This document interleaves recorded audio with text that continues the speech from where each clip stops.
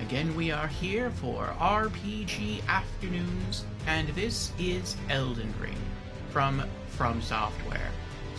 Alright, so what did we do yesterday in Elden Ring, and what are our plans today? Well, yesterday, we took down, I think it was 3 bosses. Let me confirm that. 1, 2, yeah, so we took down 3. So we started with going after the Gang Squad boss, and I think it was either on our second or third try, I think it was our second try, we took down the Gang Squad. And we took them down with the solution that we figured out, I think, towards maybe the third quarter of our 24-hour stream from Saturday of last week, which is to keep the build the way it was last time, which was for the 5 members that we had to fight. We swap our daggers, so in our primary hand we had the Blood Great Knife, and yes, we also have permanently altered our Poison Great Knife into a Blood Great Knife, and we also gave it a different Ash of War called Crag Blade. And when you use Crag Blade, you smash the knife into the ground, you pull it up, and it's kind of coated with gravity rock. That increases the damage of the knife, or any weapon that you apply Crag Blade to. And it also makes it so that your attacks have a higher likelihood to stagger the opponent. And daggers do not have a very high chance to truly stagger an opponent. So that's nice as well. And so we went in with those. As far as our talismans go, we still had the Lord of Blood's Exaltation. So when we proc Bleed, we deal more damage. We had the Winged Sword, or the Rotten Wing Sword Insignia, so successive attacks deal more damage. I think we had the Dragon Great Shield Crest Talisman for extra physical defense. And then our one big change, the change that led us to victory this time as opposed to Saturday of last week, was that instead of the Golden Braid, which gives us really high holy defense, which is what Letta uses, I believe, when she uses her sword, Ash of War, we were able to dodge that pretty effectively, or learn to dodge that pretty effectively, Saturday of last week. And so we swapped that out for the Blessed Blue Dew Talisman. And so what that basically does is it gives you infinite focus points. The regen rate is very slow, but it was a very long, drawn-out boss fight. And I saw that Saturday of last week, we got further than we had ever gotten. We got down to Letta, who for us was the final, I think for everyone, that's the final member of the pack. And we just ran out of focus points, and there's no way we could melee fight Letta. She's way too tanky, her poise is way too high for me to do anything effectively, and she's just way too quick, and her sword has much, much better reach. So the only way I could really hurt her was with Redubia's Ash of War. And so that's why we needed more focus points. We ran out completely out of focus point flasks Saturday of last week.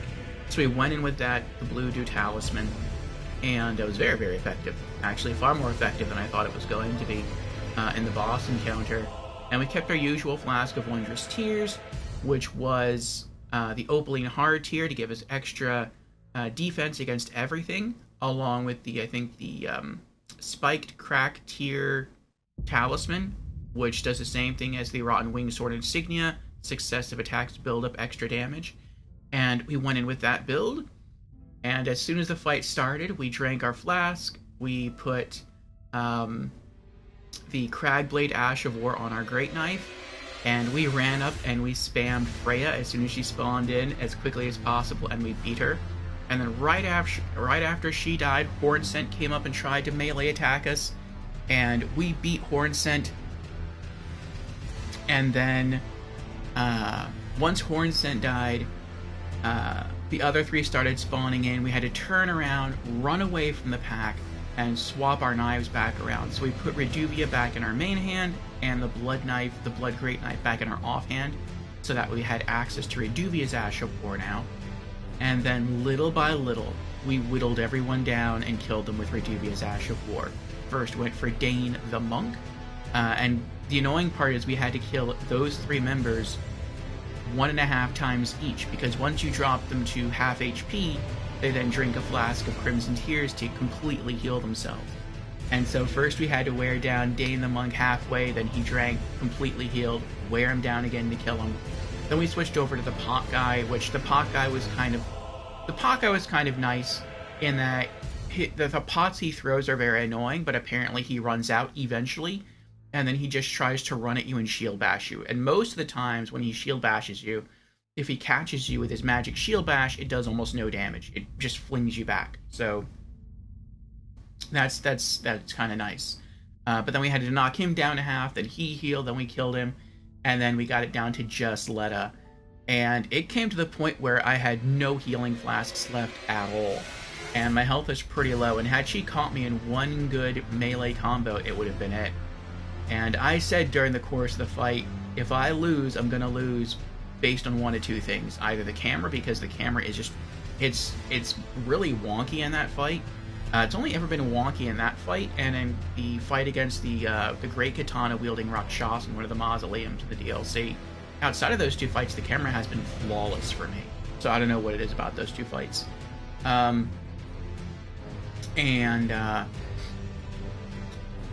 forgot where I was going with that now. Oh, you had to battle against the camera, and you had to battle against Letta flinging her holy Ash of War and the sword's long reach and the stabs. And yeah, we had almost no health left, and we had to just be incredibly patient, and just whenever we had the opportunity to flick out a Reduvia Ash of War, and we eventually beat her. And I went and I clipped the video, so you can find that boss fight on the Twitch channel if you want to. I also posted the link to the vid into the Discord channel. The whole boss fight, from the moment we started to the moment we concluded, took 41.5 minutes. We may have spent like half a minute like celebrating at the end of the clip there, but like 41 minutes, and I said it was an hour, it felt like an hour, but no, 41 minutes for just one boss fight is crazy. And yeah, to clarify, not 41 minutes of attempts. The one attempt in which we were successful, from the start of that one attempt to the end of that one successful attempt, 41 minutes. So, absolutely crazy, but we did it.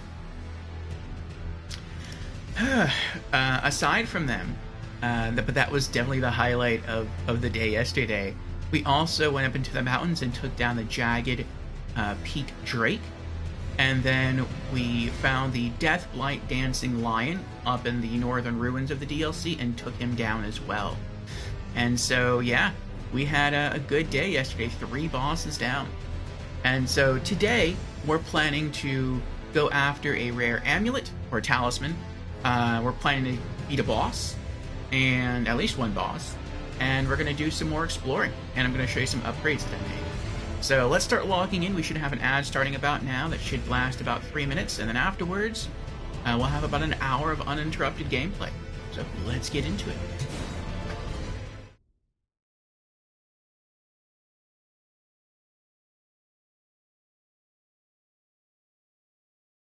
And Fusion is here. Welcome in, Fusion. How are you doing today?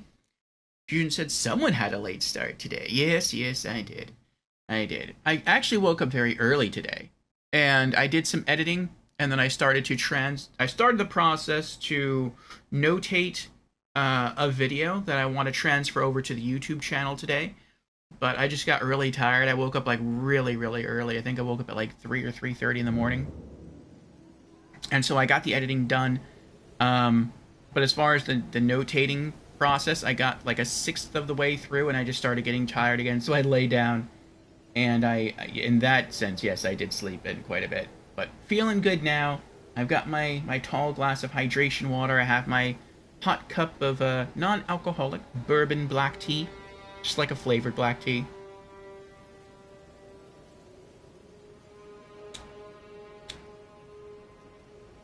I don't really notice like any kind of bourbon flavor though. It just tastes like a good black tea. So, but yes.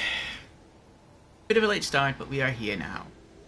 And Fusion has also redeemed, hello, I'm new to stream. Well, welcome in Fusion for the very first time. Again. I hope you're doing well. And Fusion redeemed hydrate.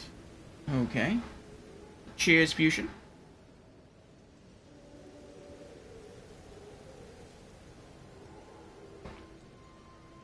I again squirt too much flavoring in this. I have to be very, very careful. It's like different brands of water sweeteners or water enhancers. Some are like super strong, and then some are also super weak.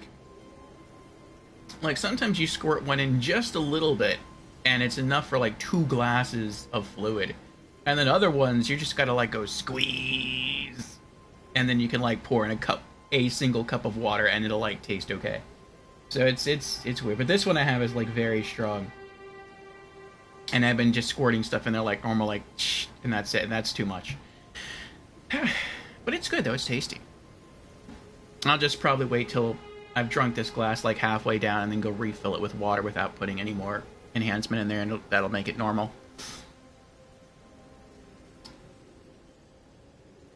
Trima says 40 minutes is crazy. 40 minutes is indeed crazy.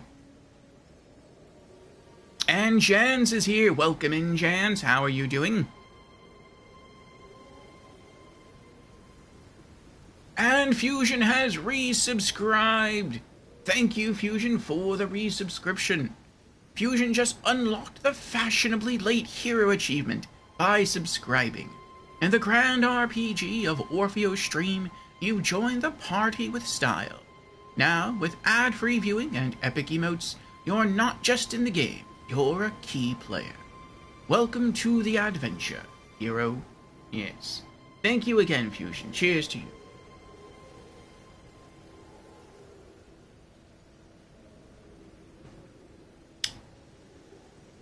Fusion has subscribed for 11 months.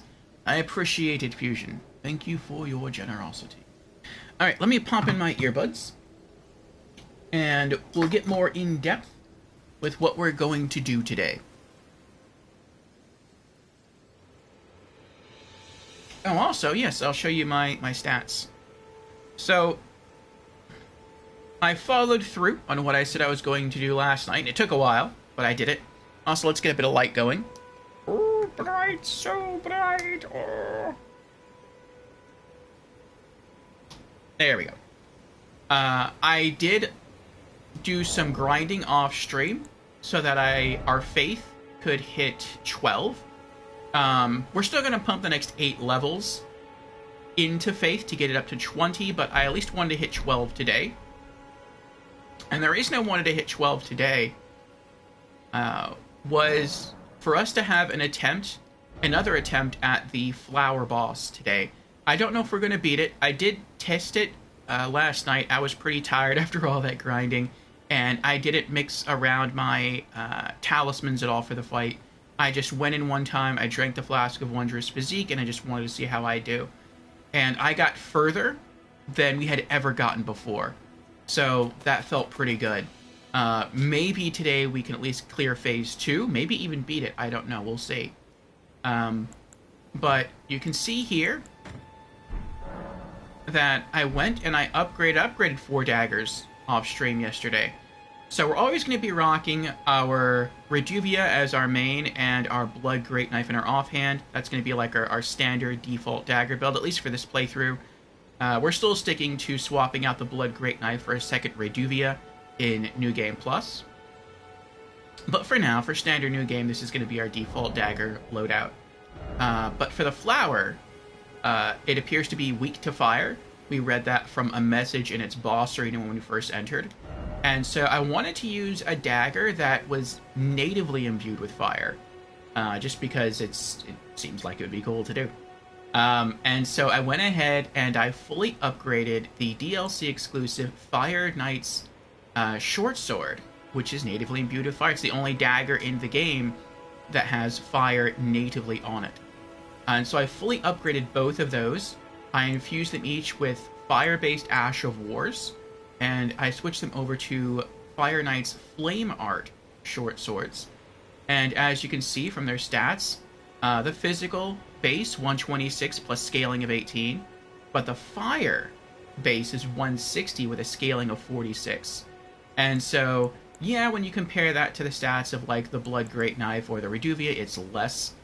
But again, the plant is supposed to be weak to fire, and so I'm hoping that extra consistent fire damage will help to kill the flower faster. And like I said, I did just give this a single try late last night after I finished all the grinding and the upgrade process for both daggers. And I got closer to killing the flower from its second phase than I had ever gotten before when I was really trying to focus with Reduvia and the Blood Great Knife. So it's looking good. It's feeling good. We'll probably try that closer to the end of today's stream. Let me put those back and pull out the daggers we're going to use. The other two daggers that I upgraded are these here. Okay. Jan says, I'm doing well. Work wasn't nearly as hard as I expected. That's good, Jans. Currently enjoying some Elden Ring exploring the Scorpion River catacombs. Take care, Jans. Take care in there.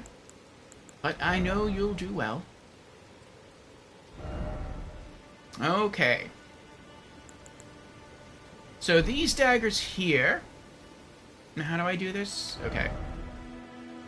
I fully upgraded the Misericord and infused it with the Quickstep Ash. And really, I just infused it so I can use one of the whetstones to give it the occult... what do you call it? The occult enhancement? Excuse me. So now it's a bit stronger. Physical base of 198, scaling of 202. Crit stays at 140.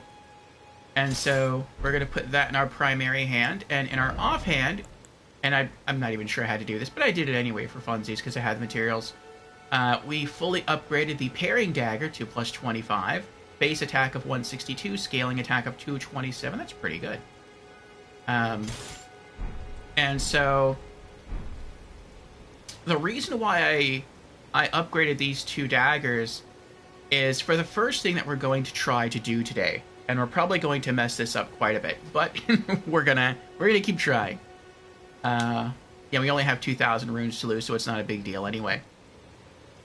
So I was going through some of the other items last night off stream that we could get. And one of them is a talisman called the Aged One's Exaltation. And in order to get this, you have to parry and riposte one of the Winter Lanterns. And then apparently once you do that, it becomes vulnerable to attack, and then you can just quickly kill it and finish it off. So that's what we're going to try to do today at the beginning of our stream.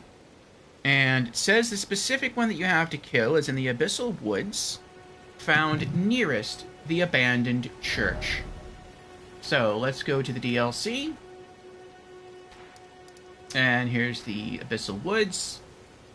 And there's the church ruins. I'm assuming it's this one. I mean, we may have missed some stuff in the Abyssal Woods. I don't know. But I would guess there's only one church in there. So. And then once we arrive, we'll probably go through some of our talismans. We'll pull out some Madness talismans to assist us. But we'll probably just pull only the Madness talismans, and we'll just hope that's enough. Jan says, yep, which means Orphea will have to get good at doing one single parry. There's no specific one, technically. Your first kill will always lead to the talisman, but the church is probably closest. Oh, okay, that's cool. Do the Winter Lanterns respawn? Like, if I wanted to, could I just run through and kill them all, and then they would never respawn, and I could just run through the forest safely? Well, sort of safely. I mean, I'd still have to deal with, like, the rats and the Inquisitors. The answer to that question is censored. Well, perhaps we'll find out. If we can kill the first Winter Lantern around the church, successfully, maybe we'll come back, rest at the site of Grace, and then we'll head back out there and see if he respawns. Okay, sword chest. And then let's bring out our... What's the best madness talisman we have? What prevents madness? Immunity is poison and rot. Robustness is bleed and frost. Focus is sleep. I think sleep and madness. Ooh. I'm learning. We're almost 600 hours in, but I'm starting to remember. And then that does, like, all three. Okay. So... Focus, focus, focus. Okay. Clarifying Horn Charm +2. We'll put that on. And we can put on one more. Let's do... I wonder if there's a modeled necklace +2. Oh, there isn't a... Oh, we have it. I guess it kind of answers the question. We'll put that on as well. Okay. Let's swap that out. Clarifying Horn Charm +2. Ooh, look at that. That doubled our madness gauge right there. That's pretty awesome. And then let's go over here and equip the modeled necklace +2. Ooh, boy, look at that. That is beautiful. Okay. And let's sit down to more quickly reset our gauges there. All right. Okay. So let's see here. Now, I don't know. I did try to parry once when I fully upgraded the daggers. I went to the Church of LA, and I let one of the knights there attack me. And I did eventually parry. It looks like... It looks like when he does the swish, so not when he first pulls the dagger up, but when he swishes, because it's like he pulls the dagger up and hesitates for a little while, and then he swishes. That backward swish has to catch the enemy's weapon. That's what it seems like. So we'll see how successful we get with this, and I hope that once we're able to actually perform the parry. Let's also get some of these on here. That once we're able to perform the parry and riposte, excuse me, that as the creature is getting up, that we'll be able to just use our quick L1 spammy attacks and kill it before it can do anything else. Jan asks, did you read the fun fact about the Deathblight eyes? We'll show you a new game when we New Game Plus when we join you. A fun fact about the Deathblight eyes. I don't know. I know some things about the Deathblight eyes, like they give you Deathblight, but I don't know anything else. Oh, I do know that if you use... What was it? I saw that if you use Destined Death on the Deathblight eyes, that you can essentially turn them off.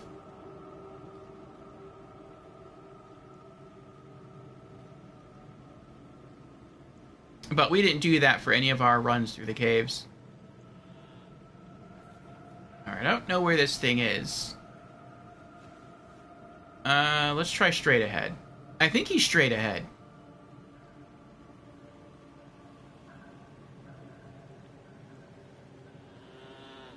Hello, little lamb. Little goat.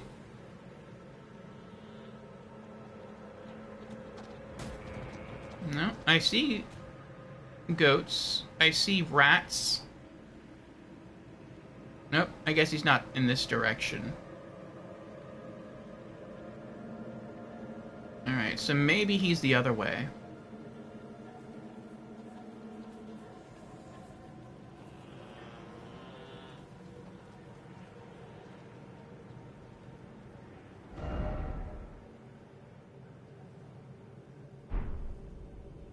Oh, there's an item up there.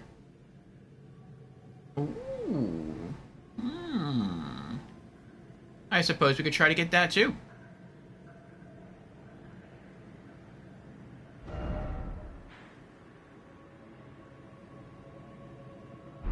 Hold on, hold on, hold on. Let me mark this on the map first. If not, I'm gonna get myself lost. Okay, so it's like right in front of me. It's like right there. Alright, I don't see the blue line there, but it's at least on my compass. Jen says, yeah, that was the fact. You missed a comment up there, but Black Flame works too. Okay.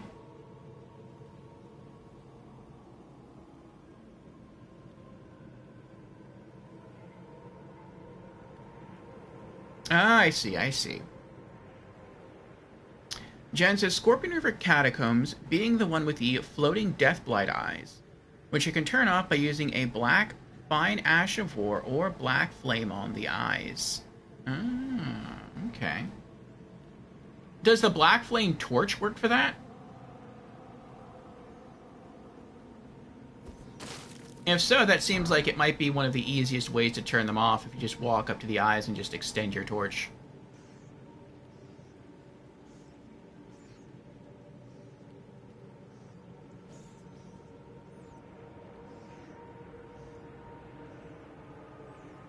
I really thought it was going to be harder to get that item.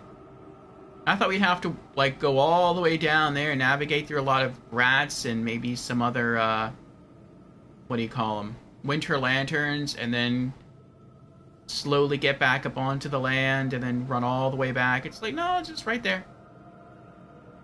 It's pretty quick. No item ahead. Shadow Realm Rune 7. Alright. Well, I was kind of hoping for something else. You know, from there. Maybe like another cookbook. But, okay.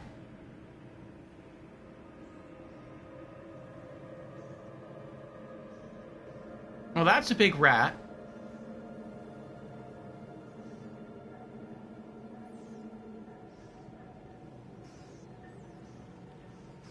And I hear rats all around me.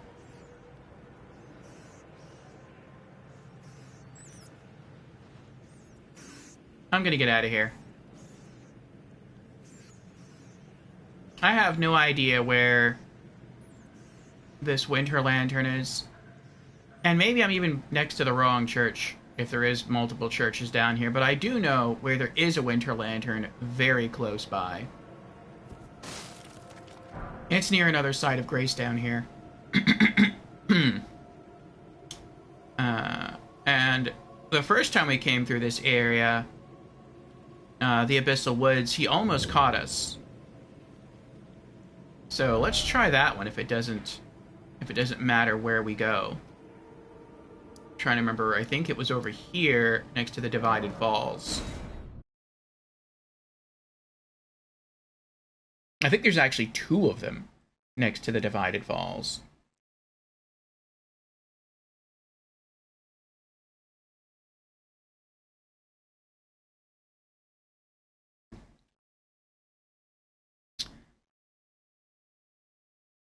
Ah, Jan says you're thinking of Ghost Flame, which is separate from Black Flame. I see. Because Ghost Flame is like frost, like a cold fire. Black Flame is like darkness. Okay. Alright.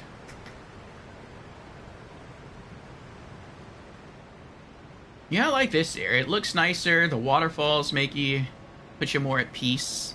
It's brighter. Or that could just be the time of day, I don't know. But it's kind of, there's a lot of golden light around here. And you can even see the winter lantern right there. So it is not far. The only problem is you can see 2 of them.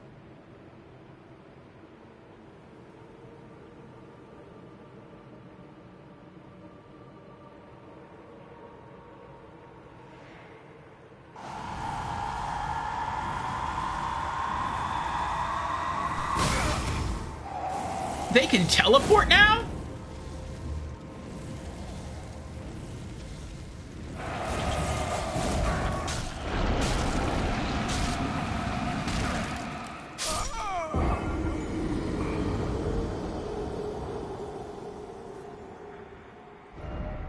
That was scary.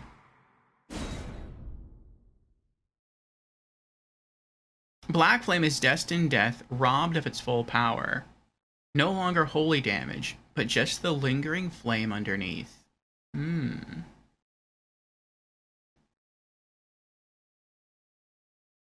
Interesting. I wonder where it's going to put me. It allowed me to use the, like a statue or stake of Marika. I wonder where that is.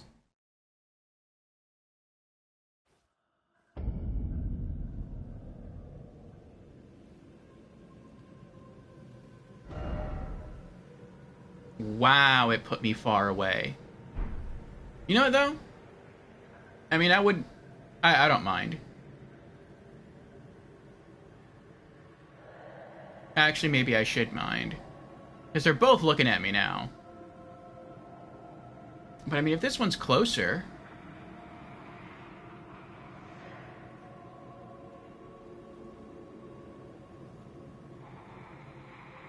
I just don't want to fight two at the same time. That's my only concern.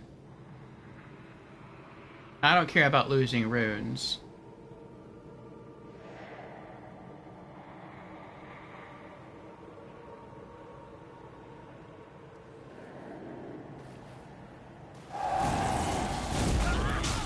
Nope, I tried. I'm alive!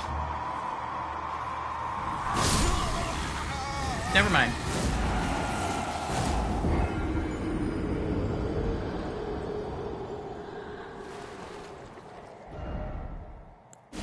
No, last sight of grace. I don't want to fight them both at the same time.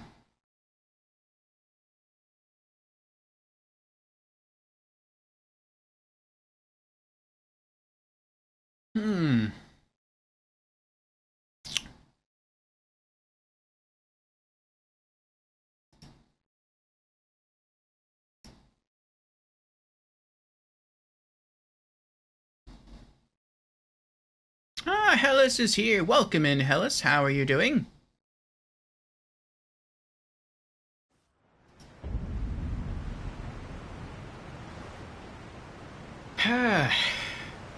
You're fine, that's good. Hellas, if you missed it yesterday, I think you might have. We took down the gang squad yesterday. Excuse me. And right now we are trying to hunt... Yes, we're in the Abyssal Woods. We've already sort of completed the Abyssal Woods in a previous stream session. We went to the Manse Hall and we beat Midra. But I learned that if you kill a Winter Lantern here, which you can do by pairing it and reposting, and then that kind of makes it vulnerable. If you kill it, you get a unique talisman. So that's what we're here trying to do. I've fully upgraded the pairing dagger, and I've also fully upgraded the Misericord, which has the highest crit of any dagger in the game. And so I'm hoping to get good at this one particular pair so I can get the talisman.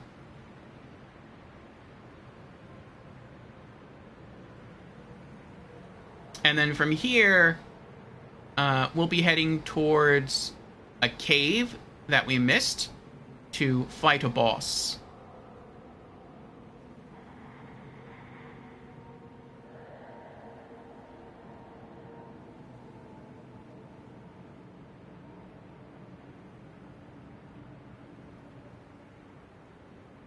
Welcome, Mort Revendier.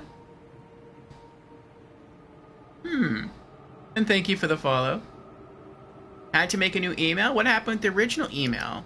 Oh, you didn't get hacked, did you?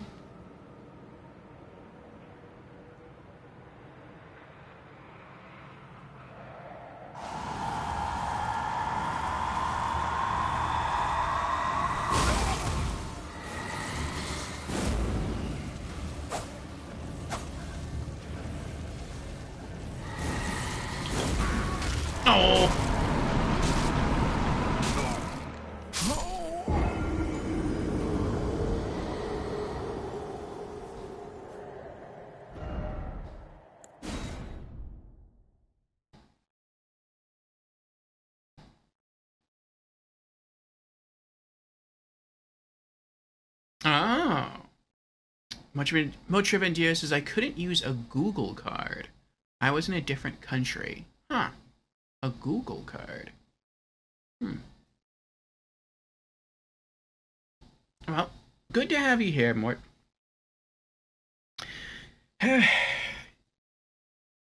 How are you doing?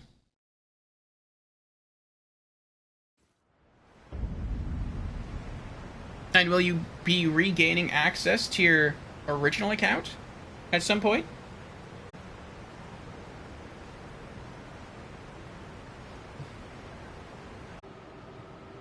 I see.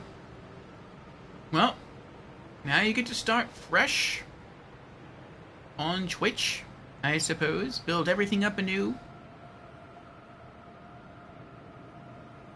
You could see that as a silver lining. To rediscover some great people for the first time once again. But we are here trying to beat one of these winter lanterns.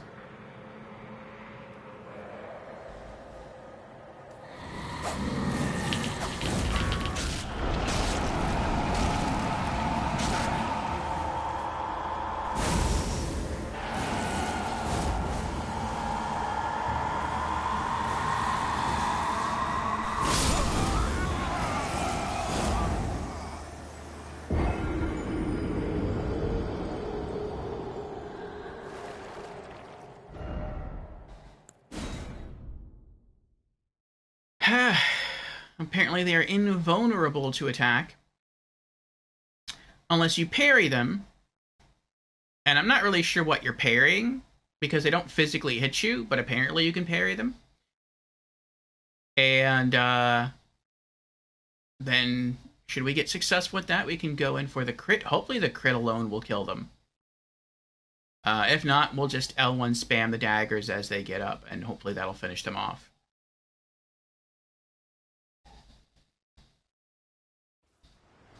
Jan says, the parry timing on the untouchable is tricky. I can give a hint whenever you want. I will take the hint. Much says, this area, Torrent suddenly scared. Yes. Alright, Hellas.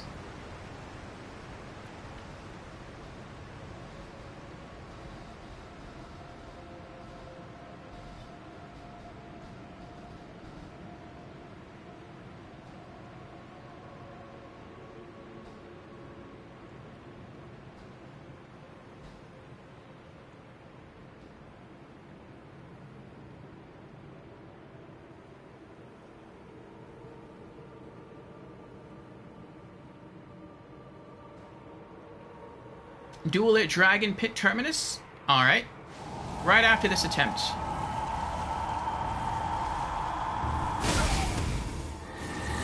He's just a bully. He is a bully.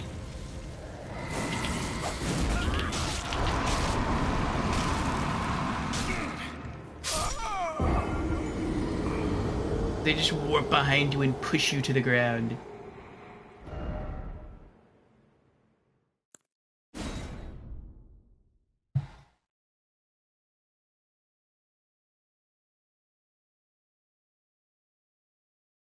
Their grab attack is what is parryable. But you want to do your parry as they raise their arms. They have a grab attack? Maybe that's rare. But you want to do your parry as they raise their arm, not as they swing at you. If they're swinging their grab at you, it's usually too late. You want to parry as they raise their arm. Okay. Alright, I'll try that. Okay. Alright, so. As soon as he raises his golden wand, or no, you said as he's raising his golden wand, that's when I have to hit the parry button. Okay.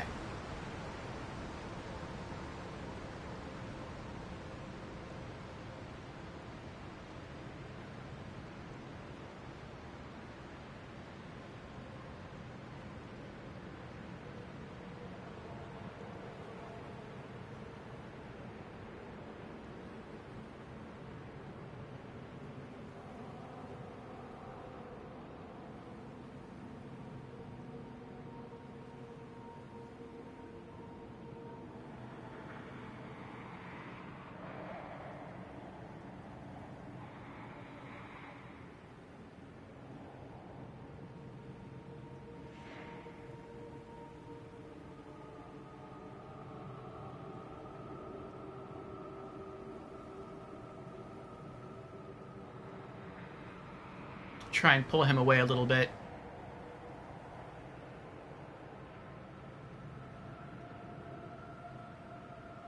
It looks like if you stay far enough away, the Winter Lantern that's behind him doesn't do anything. It just stays standing there.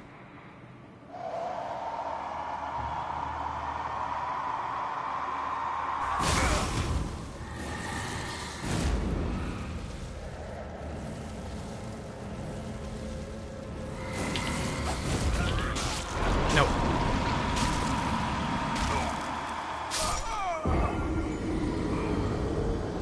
As soon as I saw him raising it, I hit the parry button, and the parry was over before he even grabbed me. Ugh.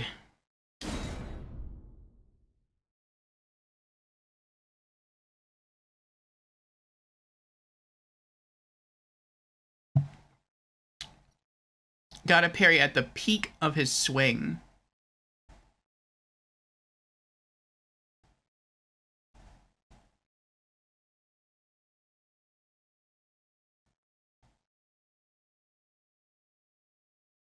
You have less parry frames in a buckler, so Bees is on point. That's weird. I would think that if you use a parrying dagger... Well, no. I was going to say if you're using a parrying dagger, I feel like you should have more iframes, because it's a riskier move. But I can see why they would give it less. Because if you parry with a buckler, you can really only block and parry with a buckler. It's made for pure defense, so it should have more iframes. Whereas the parrying dagger has less, but the pro of it is that you can also use it to attack. So it would make sense. Wait, where am I? Am I going... Yeah, I'm going the right way. So it would make sense that it would have less iframes. It's a trade-off. Greater offense. Less defense.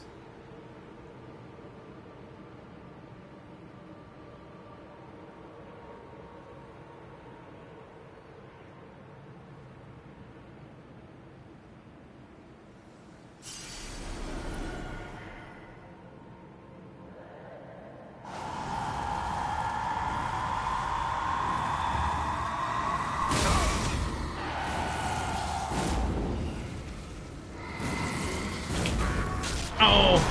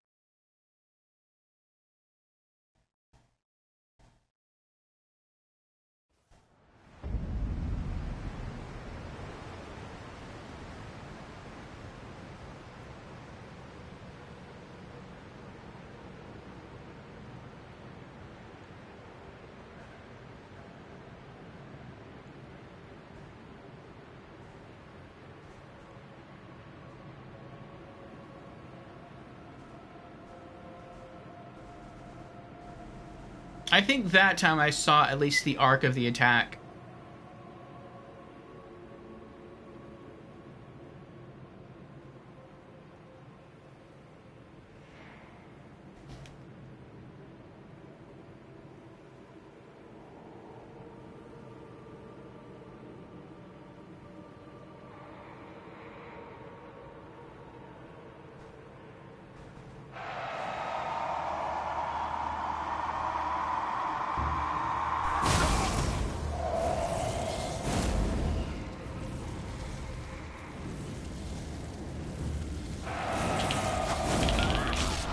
Parry too soon. Last time I parried too late, this time I parried too soon.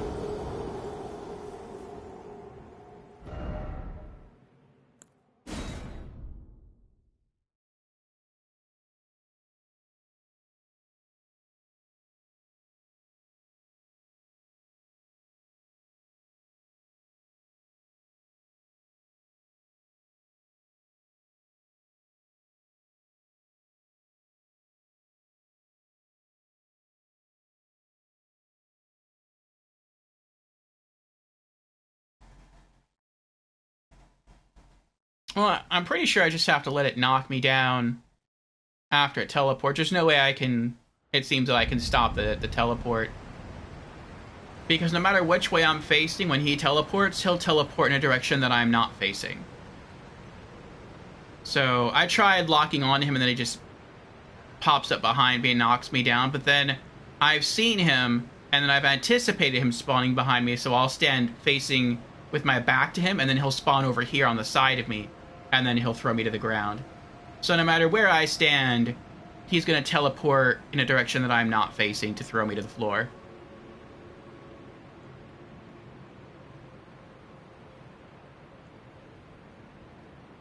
So I just have to just take getting thrown to the floor, and then get up and try to go for the parry.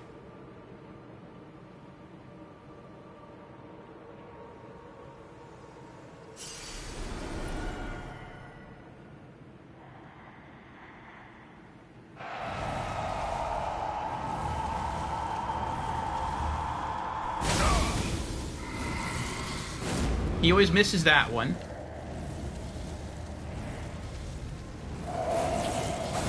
Nope, I parried too soon again. I have to wait. I have to wait more. As soon as I see that stick glow gold and start to go up, I parry.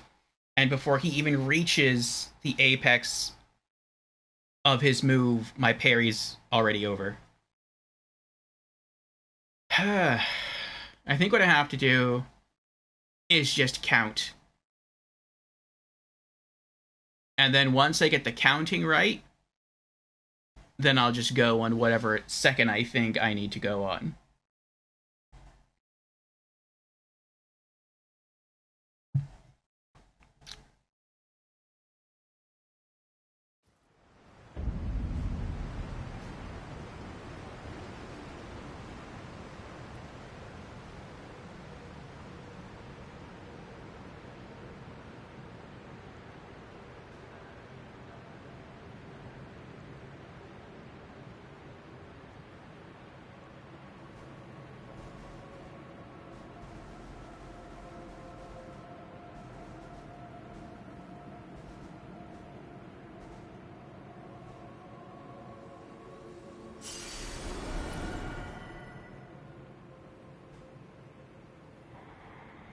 And yes, the reason why we're trying to parry much of India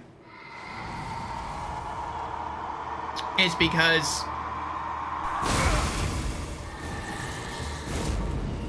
if we can pull it off, let's see.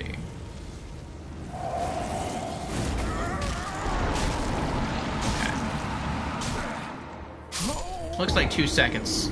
I can let him walk away from me, and then he'll raise and then walk towards me, and that seems to give me a bit more time. But if we can parry him and go in for the riposte, then he becomes vulnerable to attack, and then once you kill him, you get a talisman, a unique talisman called the Aged One's Exaltation. And the only way to get this talisman is to kill one of these Winter Lanterns. And I was told it doesn't matter which one you can kill any one of them, but you have to kill at least one of them. Whichever one you kill first is the one that's going to drop the talisman. Now you have to do it. Yes. Okay. So let him teleport, knock me to the ground, get up, I'll let him walk away. And then when he wants to do the grab, he'll run towards me. And then once he starts running, count to 2 and then try to parry.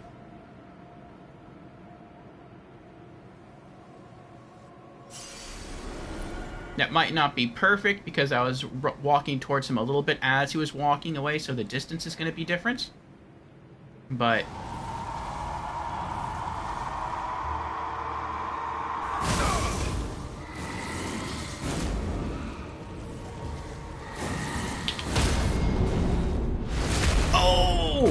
we did it! Yes! Is he dead now, though? We did it! Swollen Grape.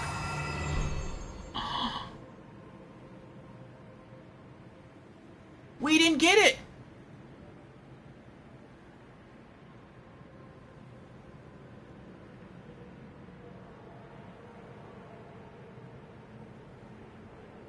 So it does have to be a specific one.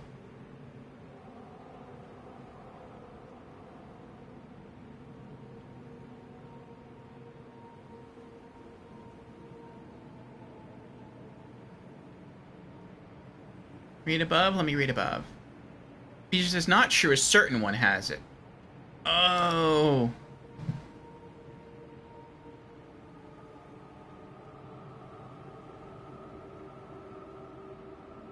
Yeah, it says it's...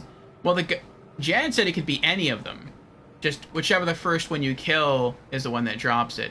The guide, though, here says that you have to kill the one closest to the abandoned church. Which might be here.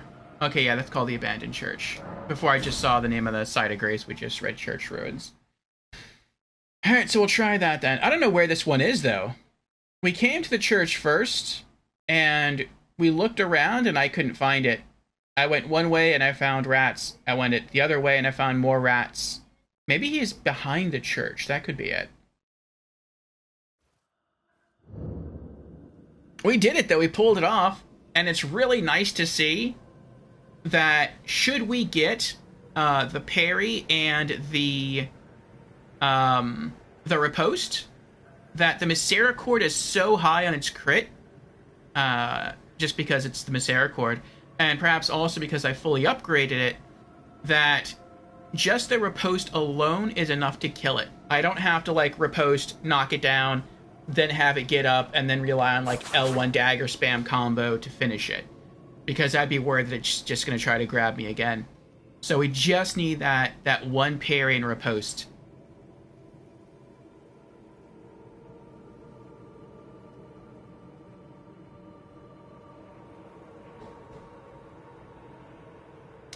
Beezer says, I killed all of them before I finally found the talisman.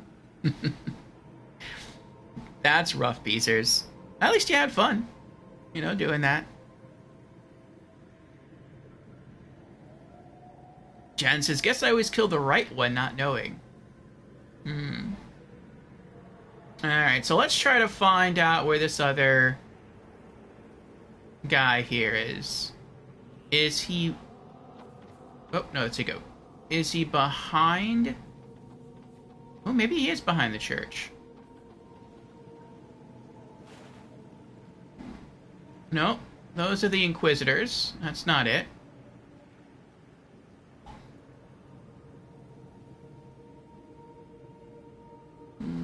Okay.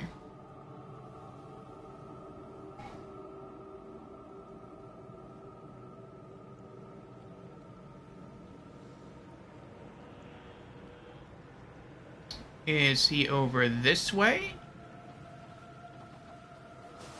Northwest from the church?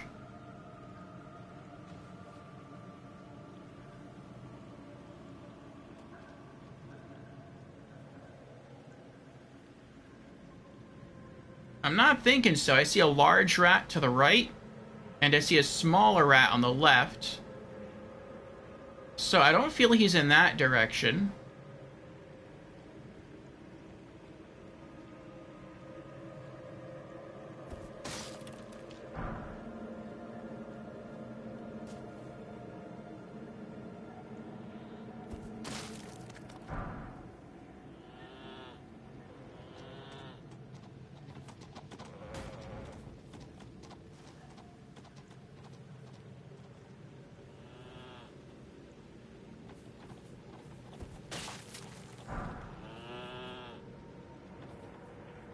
Okay, so he's not over there. Or if he is, he's pretty far from over there. Let's try southwest from the church.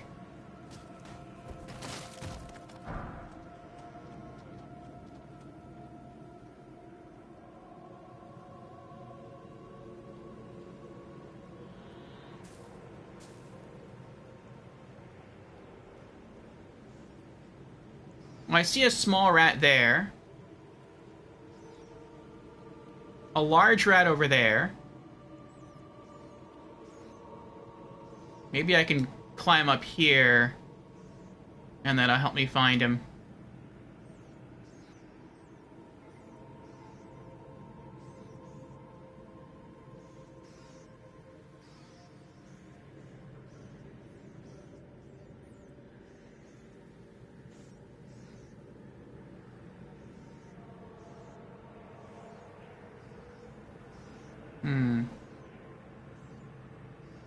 Ah, Ratika's here. Welcome in, Ratika. How are you doing?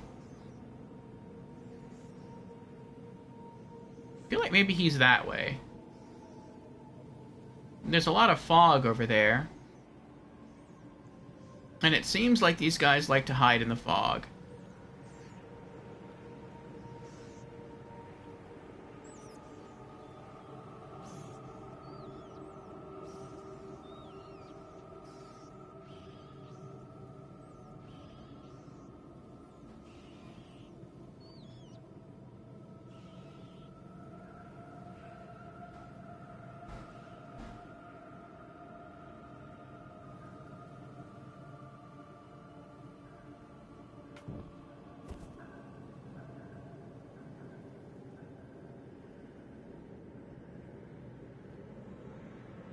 Nope.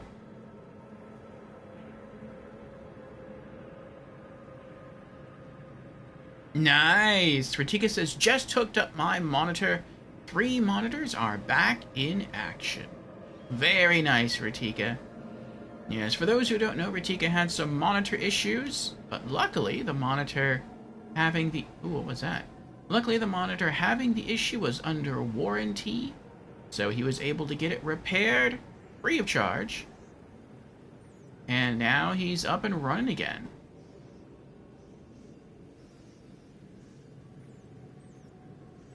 Do you use all 3 monitors to game on?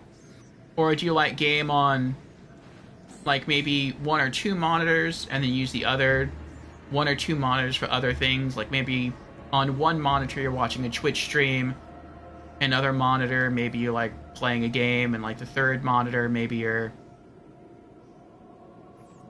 watching YouTube or something. Or maybe you just have it set to Discord and you're just on there chatting. Ow! Naughty lamb.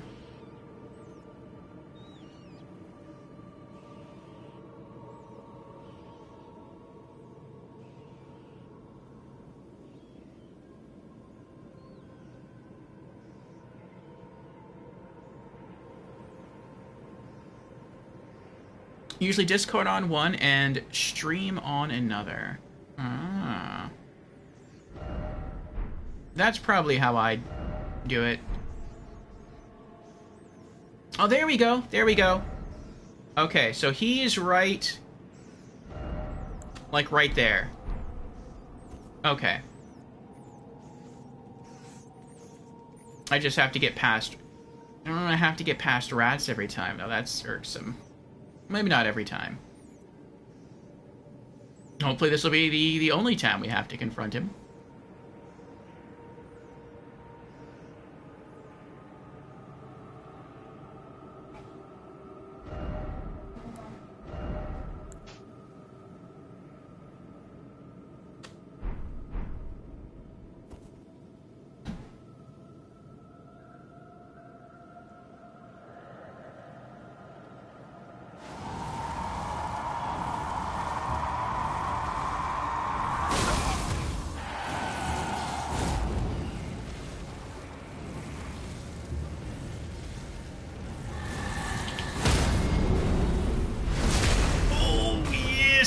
Did it again! We got it! The Aged One's exaltation! Oh! Oh, good, good, good. Oh. Oh. Took a little while, but we did it. We have, to some degree, learned to parry them with the parrying dagger. Okay, now I'm curious, though. I want to go back here. And I want to see if they respawn.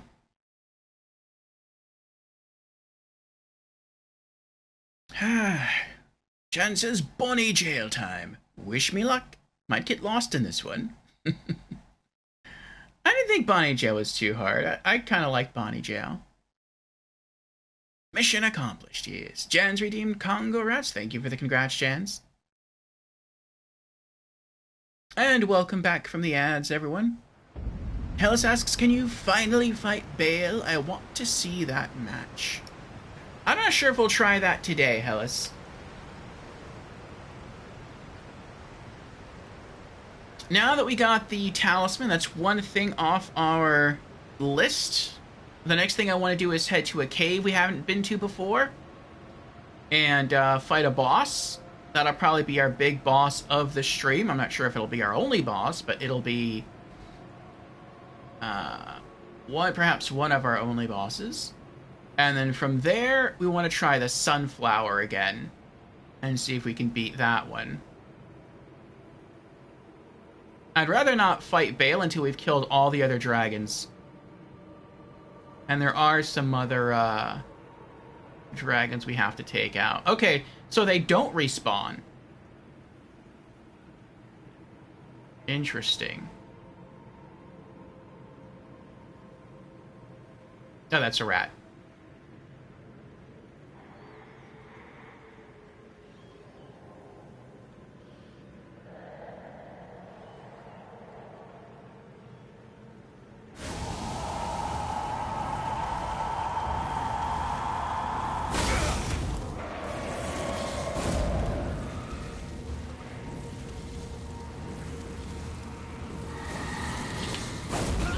Oh, he caught me!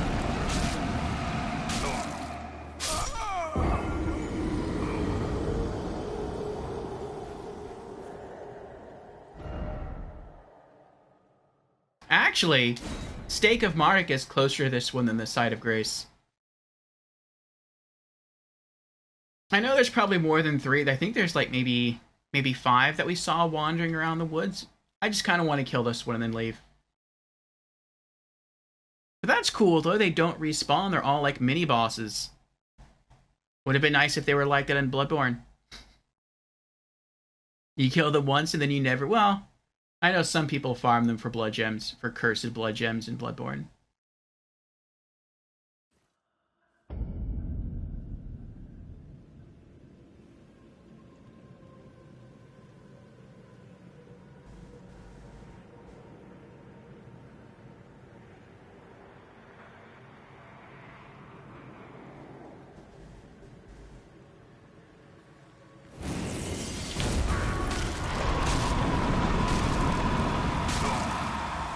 I'm alive!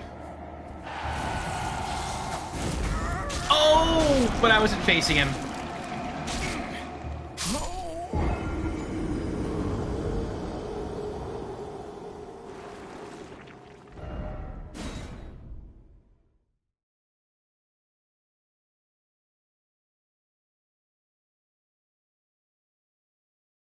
Alright, next time I'll just try to get him to see me.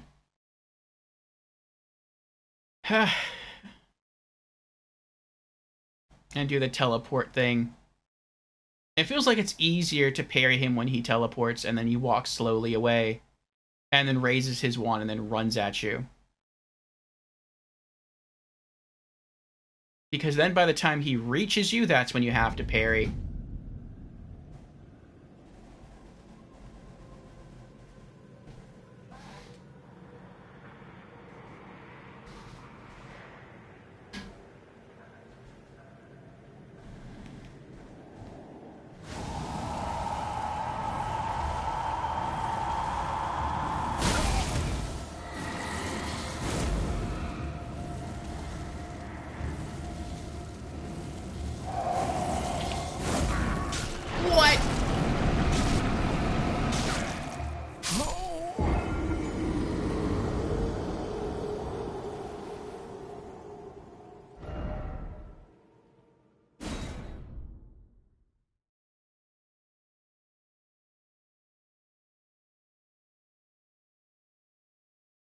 Alright, let me check what the amulet does, the talisman does.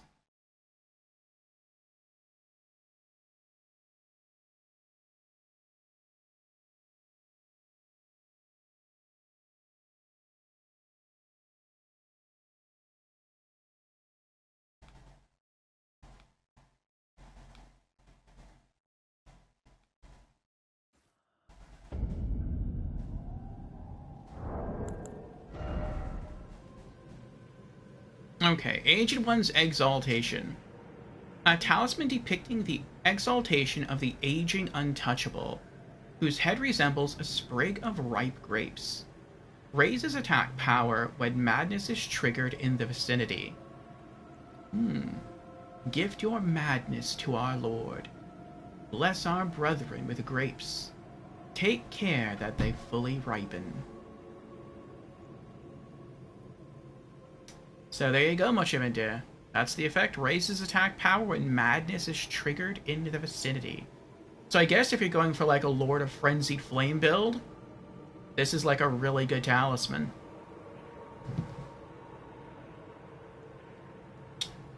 Okay. Talismans. Aged One's Exaltation. Okay.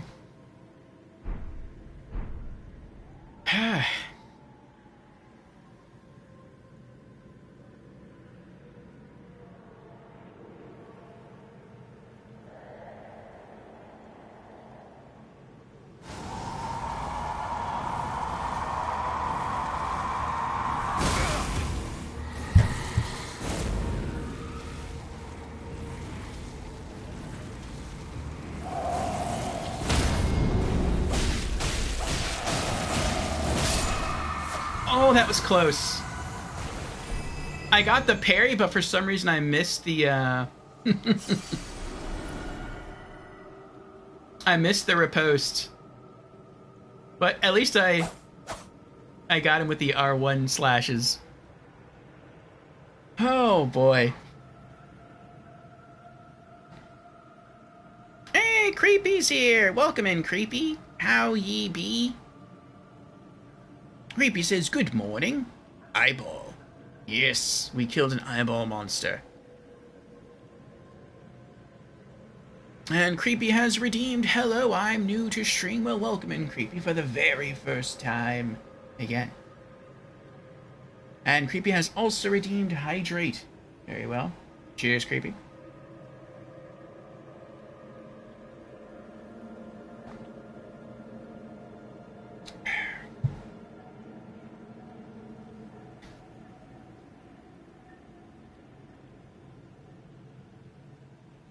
Talisman, but I barely even know the man.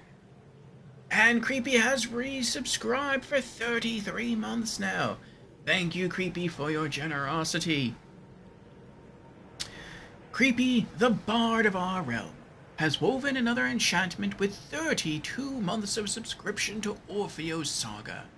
Like a rare talisman, your support is the magic that keeps our adventures ad-free and full of emotes. Here's to many more epic verses and bizarre quests together.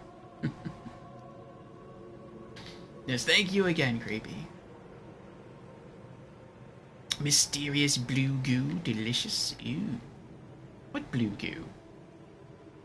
What blue goo do you do? Oh, it's his bard? No, I don't write the stories. I inspire them. Okay, we finished what we came here to do. Let's just get to a safe point. We can get rid of that. I guess let's just head back here for now. We'll do some quick inventory management. Okay. And on my list here... But yes, we just had to get the, we had to parry and kill one specific Winter Lantern in this game in order to get a unique talisman. And we just did that. It took us a while to do, but we pulled it off. It was fun. It can be fun, you know, parrying. I never had fun parrying in any other Souls game. Not that I really... Well, that's not true. I was going to say not that I really tried in any other Souls game, but I really did try in Dark Souls 1. To some extent, I learned how to parry the sword-wielding Black Knights. And I feel like I just got lucky on parrying Gwyn. And I also feel like I just kind of got lucky parrying the Man-Serpents in Dark Souls 1. Dark Souls 2, I think I may have tried it like once or twice and then didn't try it again. Dark Souls 3, I think I tried it like once or twice, didn't try it again. But I like the way it feels here in Elden Ring, at least with that creature. Like, I feel like if I were to just practice on that creature a lot more, which I probably wouldn't be able to do, because once you're successful at parrying it, you know, and reposting, it doesn't respawn, or doesn't appear to respawn. But it feels like the parrying timing, like, I feel like I could probably get that down in Elden Ring. It's pretty neat. So who knows, maybe should we get to move on to Sekiro, where parrying is more of a thing. Oops. Then maybe I will be able to parry the way through. Alright, now we're after a specific set of ashes, spirit ashes. And it looks like it's held by the boss within the Rivermouth Cave. And I don't know where that is, but we'll probably give a guide a gander. And that will give us a clue. Let's put these back. And that was their only intended purpose. They only upgraded them for funsies just to try to get this talisman. I mean, who knows? Maybe we'll use them again in the future. But unlikely. Unless we come back here to this place in New Game Plus, which we might. Actually, probably will. Then, we might run through here with other people. Well, maybe. Maybe. I mean, I will come this way in New Game Plus, but if I die, everyone gets kicked out as the host. But we'll see. I guess we'll see. Whoever comes across them first can try to go for the parries. Oh, wait. Put that one back as well. Yay! Okay, Rivermouth Cave. And the ashes are called Blood Fiend Hexer's Ashes.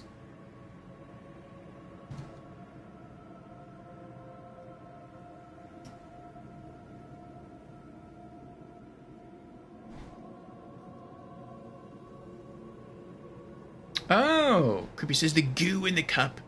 Pretty sure it was just the reflection off the glass, but you were drinking something very blue. I think it's meant to be purple. The glass is blue, but the liquid is purple. It's this, mixed berry drink enhancer. I did squirt a little bit too much in here, though, which is why it's very purple. So yeah, when I probably get the glass further down, like halfway, I'll just go refill it with water, and that'll help to water it down more.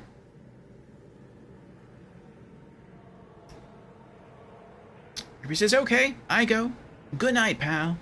Alright, good night, Creepy. Thanks for popping in for a short period of time and hanging out with us here. And thank you again for the resub. I hope you get some good sleep, and I hope you have a good shift at work tomorrow, and I hope you're healing up from your injuries. I know we're still working on that, or rather, still working on healing from that. Okay. So, Spirit Ashes, let's see here.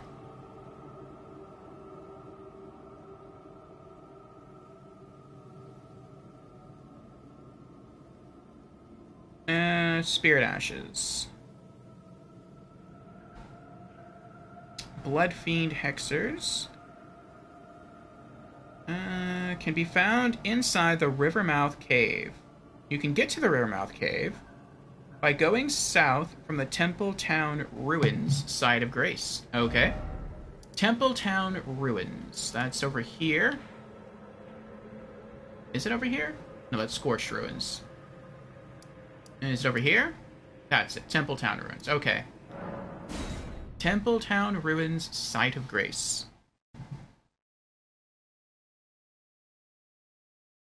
I'm jumping down the coffin steps, or by heading northwest from the Alak River Cave. Oh, I may want to go to the Alak River Cave then. I don't like dropping down or really doing any kind of platforming if I don't have to. I wonder if I can see it on the map. I feel like all tunnel and cave locations and catacomb locations that were on the map, which there don't appear to be many that look visibly like a cave on the map. we would have seen already. Okay. So I'm guessing you run this way from the side of Grace, and then it says you have to jump down these. And then that takes you to the cave somehow. Or you can go northwest from where? From the Elak River Cave. Okay, that's the Elak River. Have we cleared the Elak River Cave? Let's check. If we poured in, and there's a line over all the sites of Grace back on the map, then evidently we haven't cleared it.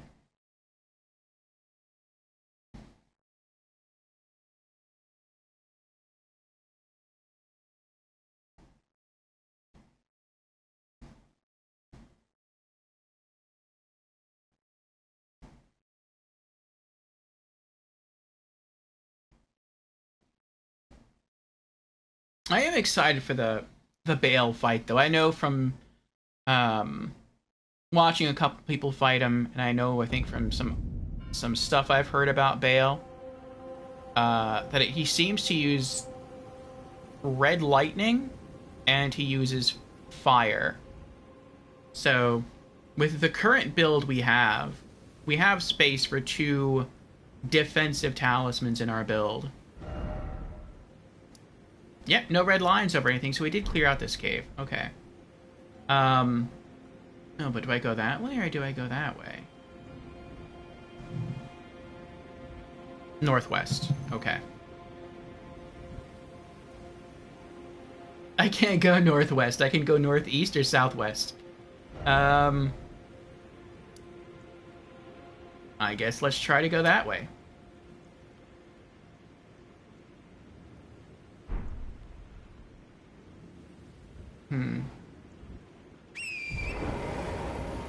So, when we do start going after him, we'll equip our strongest lightning talisman and our strongest fire talisman, and that should help.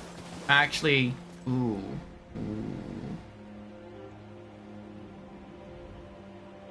I bet he hits really hard, though, physically. I'll probably also take off the Lord of Blood's Exaltation, and I'll replace that with the Great Shield Dragon Crest Talisman. I always forget if it's called the Great Shield Dragon Crest Talisman, or like the Dragon Great Shield Talisman. It's called something like that. Indeed, follow the river north. Alright.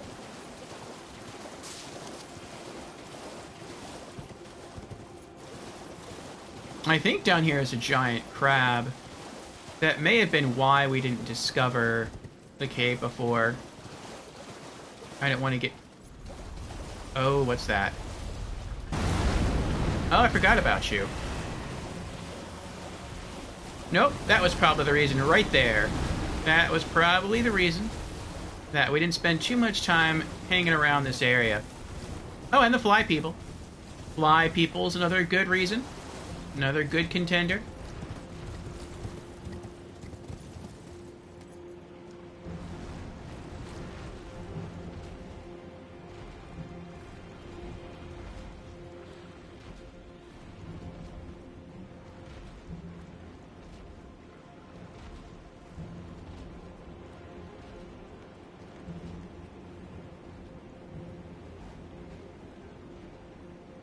You highly recommend murdering the thing? Because it's annoying? Or because it drops something good?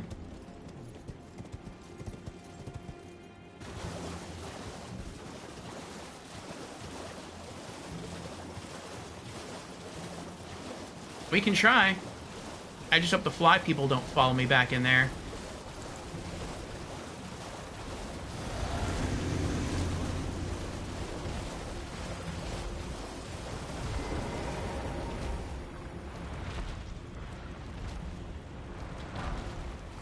Shadow Realm Rune 2.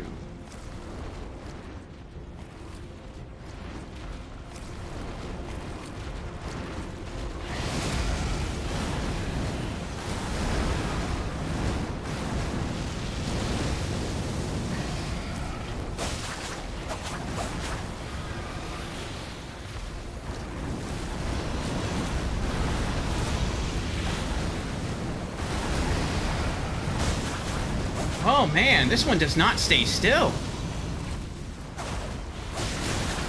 Ah.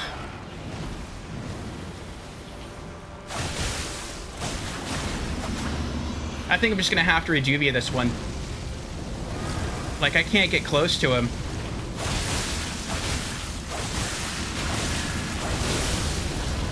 Oh. Ow.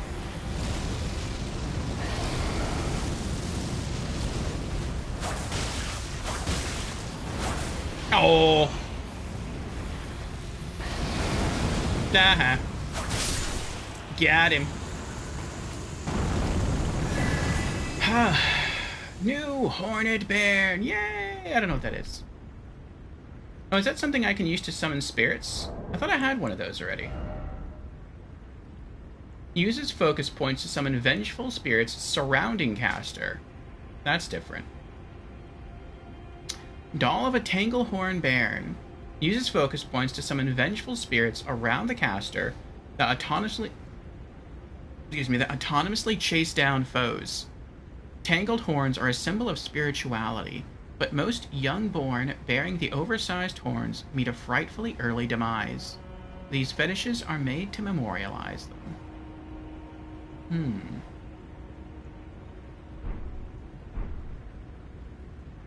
Interesting. I may recognize it if I use it.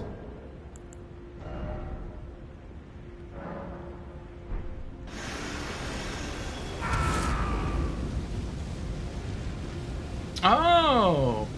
This is what the horn scent guy in the gang squad used. I see. That's cool. So it's not even like it's not even like a spirit ash. It's almost more like an ash of war.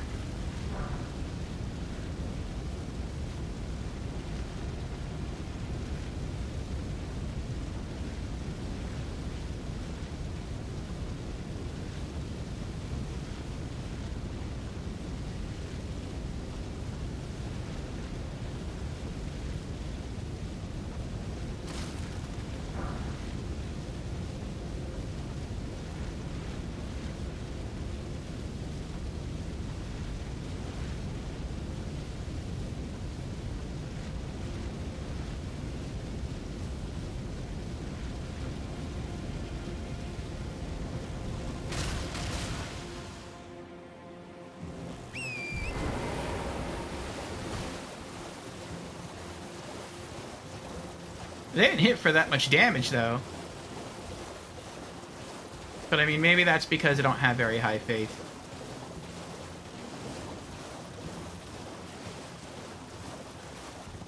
No, it's not in here.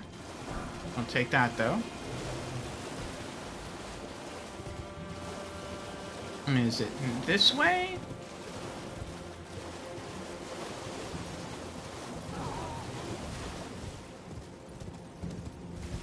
No.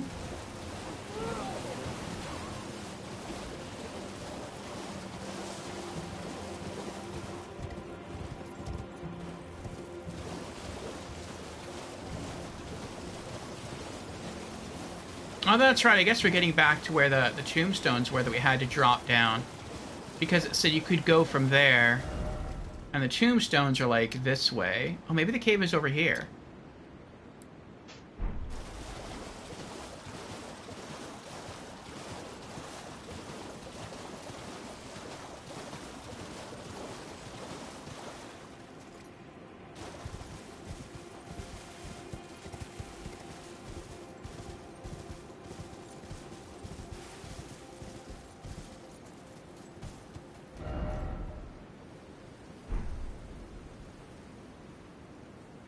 Oh yeah, that's one of the pots we shot down.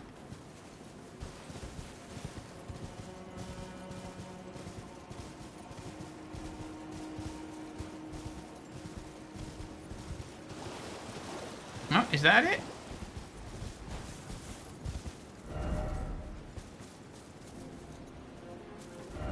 Cave ahead.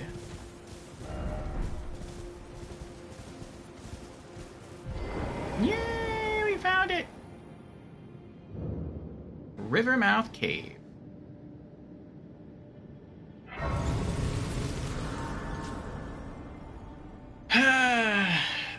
Alright, our next adventure.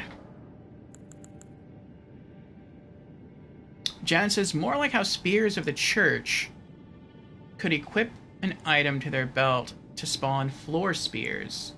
Okay. You were very near it before when you collected the upgrade stamina talisman.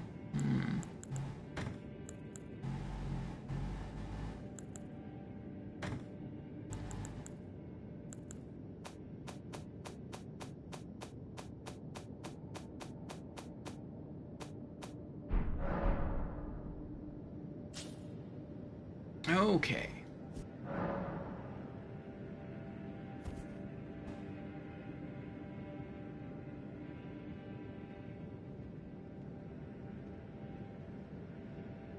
Oh. Wolfies.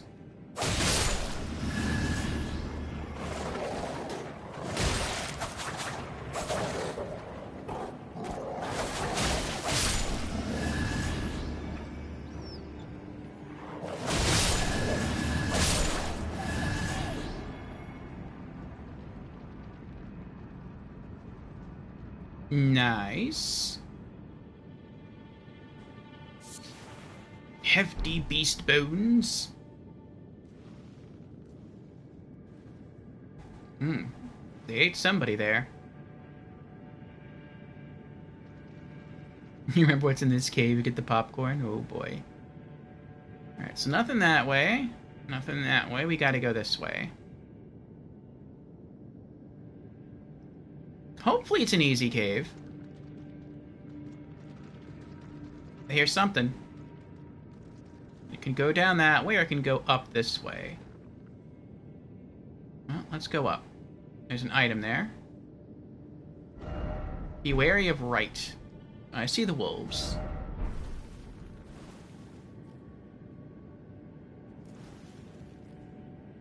Waiting.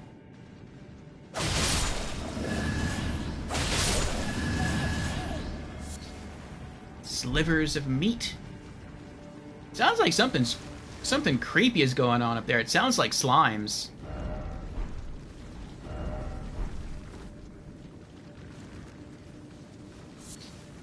Thin beast bone. Alright, good night, Ratika. Thanks for stopping in. Sleep well. Congratulations again on getting your full monitor setup going. Be wary of up. Dog.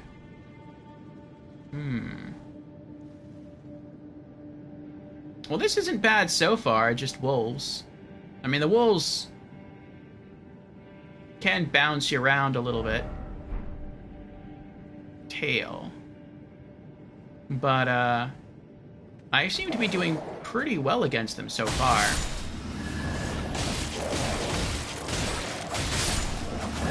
At least I was until just now. Beast bone, lump of flesh.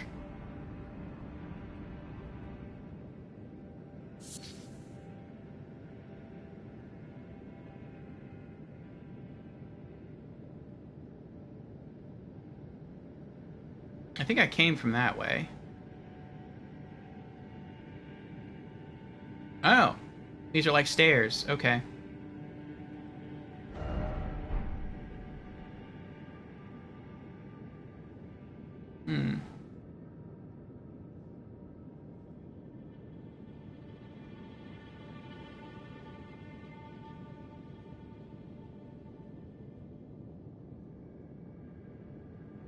I know Updog.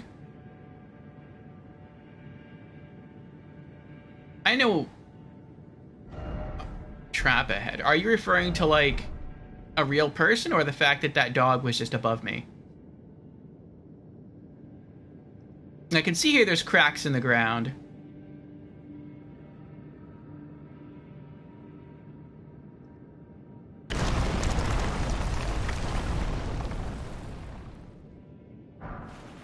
Shadow Realm Rune 1. I don't know what Updog... I know a person named Updog. Visions of blood loss, and then be wary of group. I have a streamer friend who sort of goes by that name.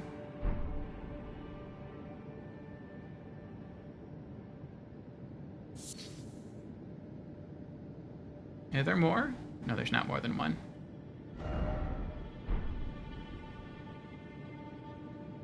What is it?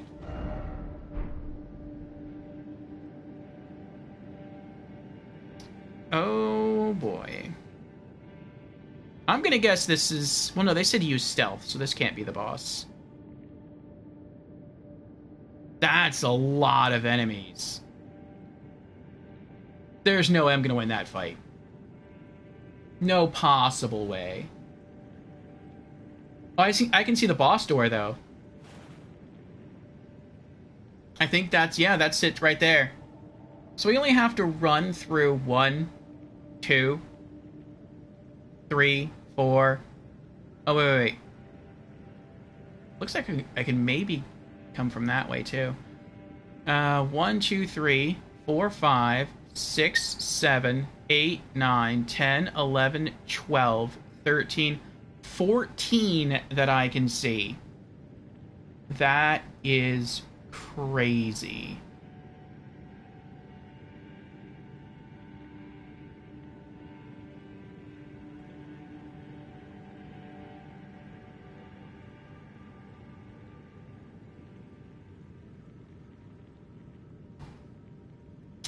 Well, what I'm going to try is I'm going to heal up. Get ready with the buff. Make that 15. There's one right there. 16. Oh my goodness, this is crazy. 17. Wow. They are everywhere.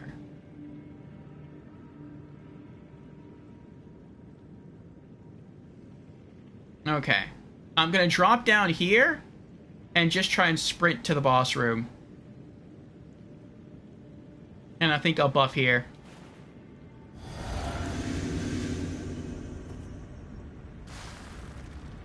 One of the benefits of having stealth armor. You can sprint through everyone without pulling or getting their attention there. Ow.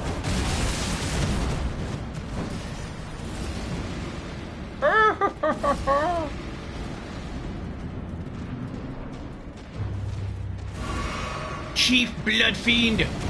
Oh!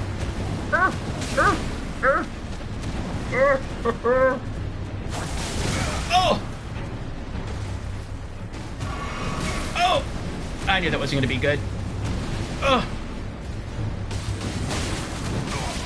Oh my goodness! This guy is a menace! And he still has mages outside helping him. No wonder why you're the chief.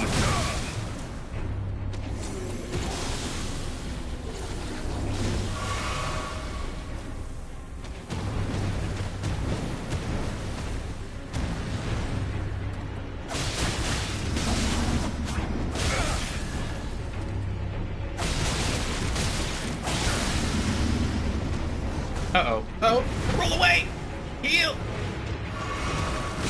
Oh! I tried to roll into that. I couldn't do it.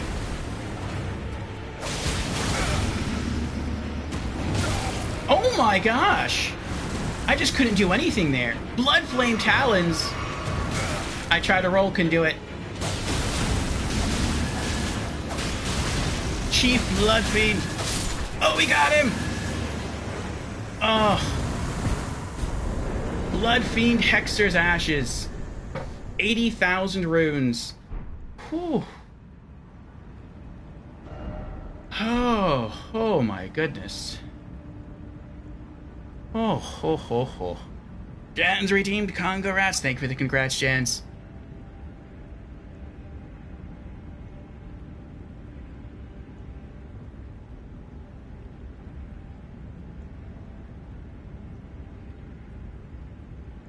Oh, I see. The joke is getting you to ask what updog is in the form of a fully worded question. I got it. As in, what's up, dog?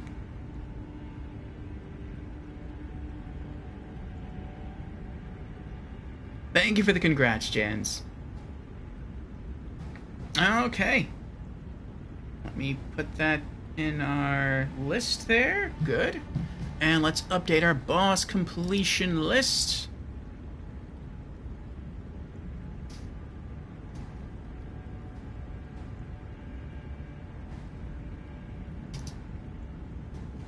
And Blood Fiend Chief.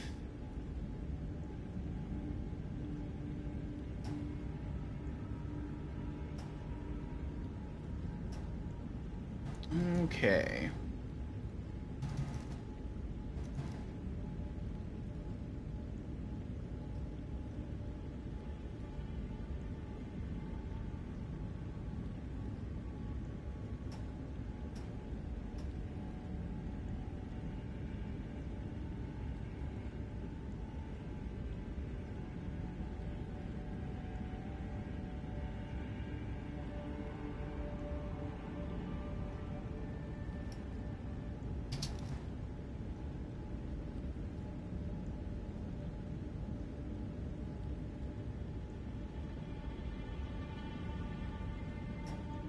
Okay. Well, now instead of just leaving here, I don't really have a lot of heals left, though. I wonder if there's any point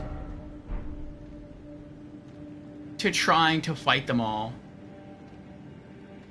Probably not. It's probably designed to just be super hard to get through. We did get their blood item, though, that they had on the little pedestal. I hope I can eventually craft these. The Sacred Bloody Flesh, they are incredibly strong. Like, this works for my build beautifully. This sounds just ridiculous. Boosts physical attack power and arcane. So that's good. Boosting physical attack power, always good. Unless you're a mage. Boosting arcane helps with proccing bleed.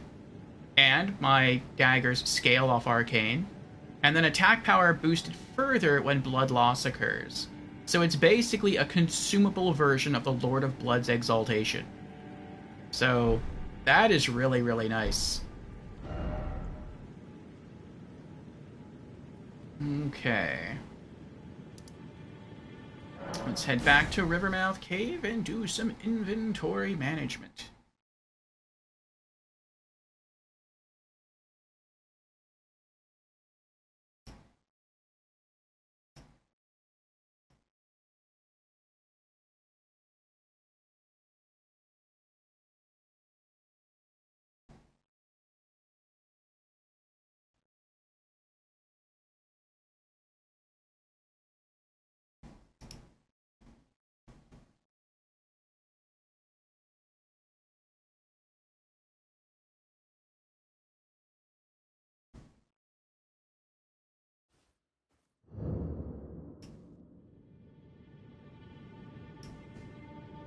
Okay.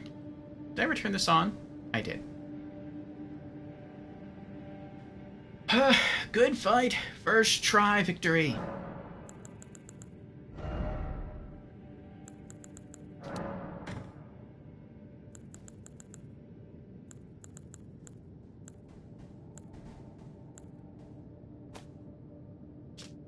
Blood Fiend Hexer's Ashes.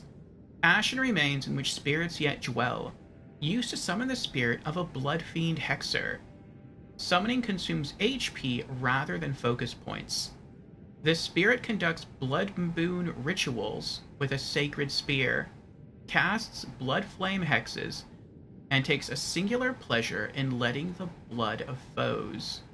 Long ago, a subjugated tribe discovered a twisted deity amongst the ravages of war, and they were transformed into blood fiends. The Mother of Truth was their savior.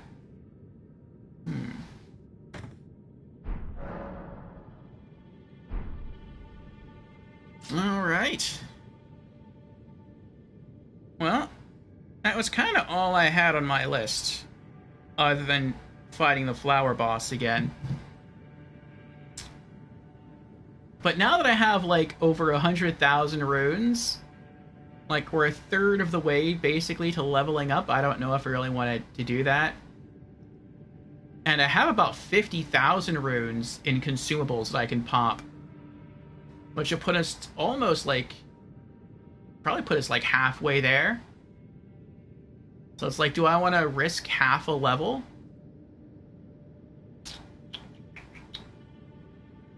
Not really. But then, it's like, what else can we do? And I don't know. I don't know if there's other caves out there that I just haven't seen yet.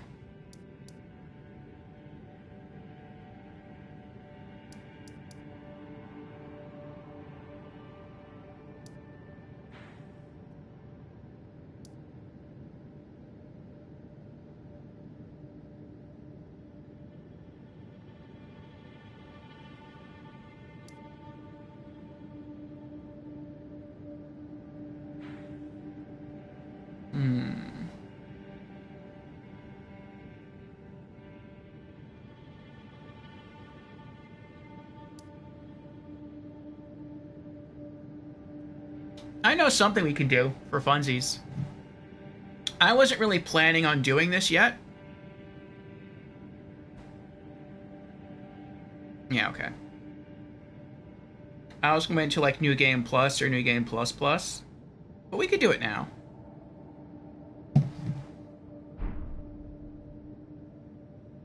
And it'll just be easier to not do this in New Game Plus and beyond. So let's go to our weapons. And then stone sheathed sword. So it's a straight sword.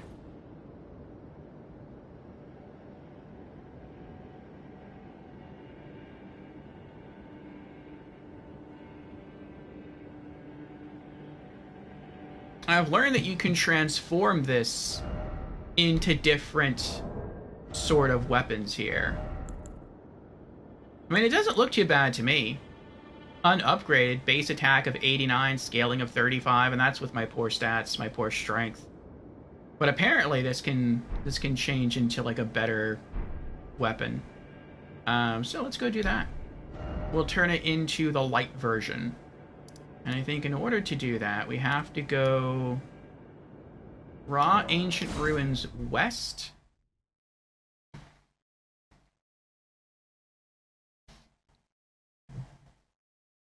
Yeah, we'll turn it into the Sword of Light. And then I guess a New Game Plus, we'll find another Stone Sheath Sword, turn that one into the Sword of Darkness. Or is it Darkness or just Dark? Darkness. And the New Game Plus Plus, we'll just leave it as the default Stone Sheathed Sword. Then I can have all three.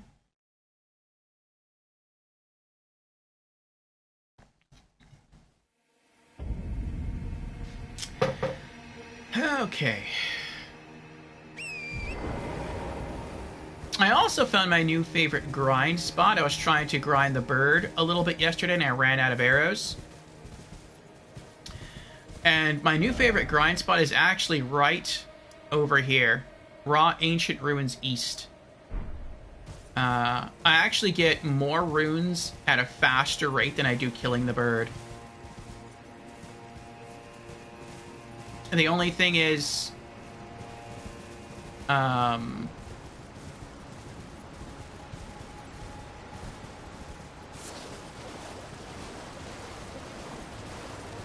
you need to have access to the DLC. What? Whatever. Whatever. I've gone that way before and not woken him.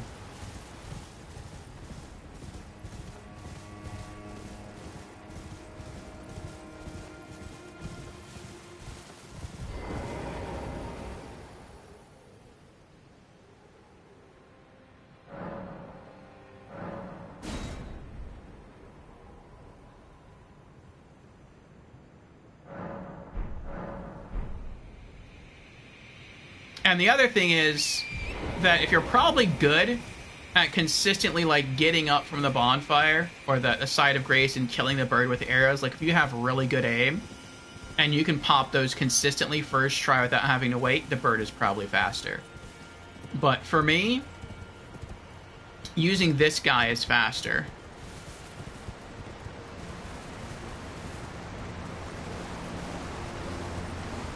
Jen says, now I wish we could go full Northern Regalia and combine the two. That would be pretty awesome. Like, maybe if you had one dark and one light, you could fuse them together somehow. And that would, like, make the case of the sword fall off. So you could finally use the blade.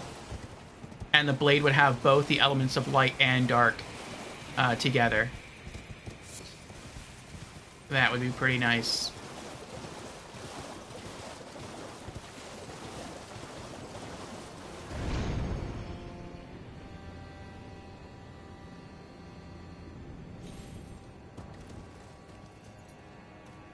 Oh, look, an item.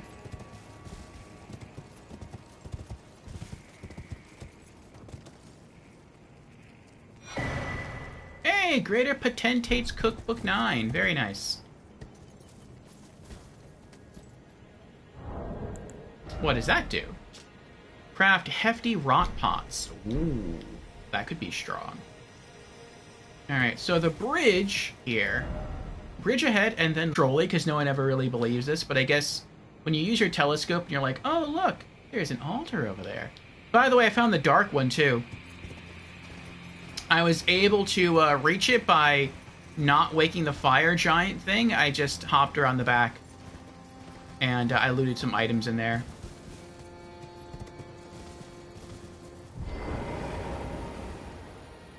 So that was pretty cool. Examine altar. Raise the stone-sheathed sword to the light. Yes. Sword of light. Oh, the scabbard does come off. Yeah, it does. Very cool.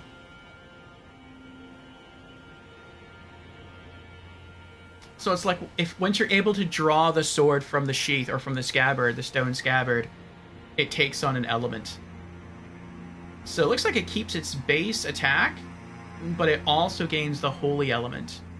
Strength requirement, I think, goes up a little bit, and the faith requirement goes up a lot. Sword of Light. Sword of Light, pulled from its stone scabbard at an altar. From the quick of the root, unswerving rays of light intersect and reflect to give the silver blade form. Unique skill, Light. Unleashes the light carved into the armament's blade. Send the sword aloft to let loose a blinding light whose many rays sweep through the surrounding area. Also, temporarily boosts one's own holy attacks. Very cool.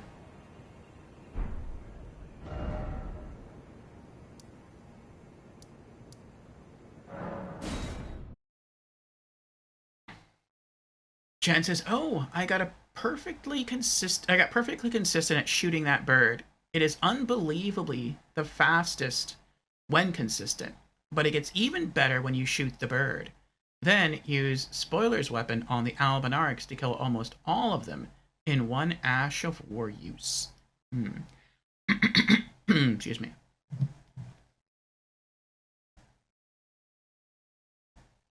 Alright, so we'll check off the Sword of Light. Let's add that to our inventory.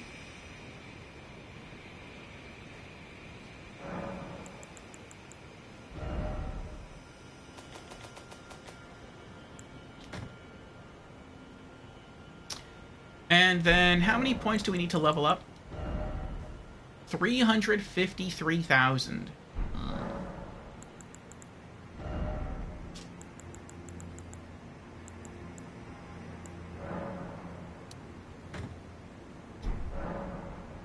Pull some of these. Also, let's pull that.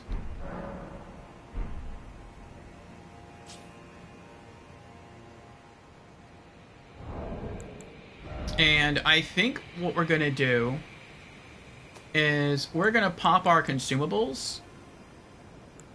And then we're probably just going to stay here and grind a little bit.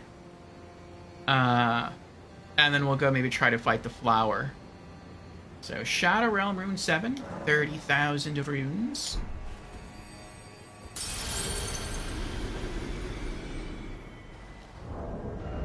And so we don't forget, let's equip our Gold Scarab. And also equip the Golden Horn Tenders.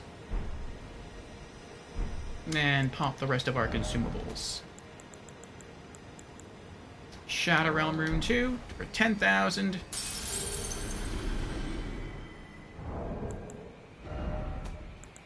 And Shadow Realm Rune 1 for 7,500.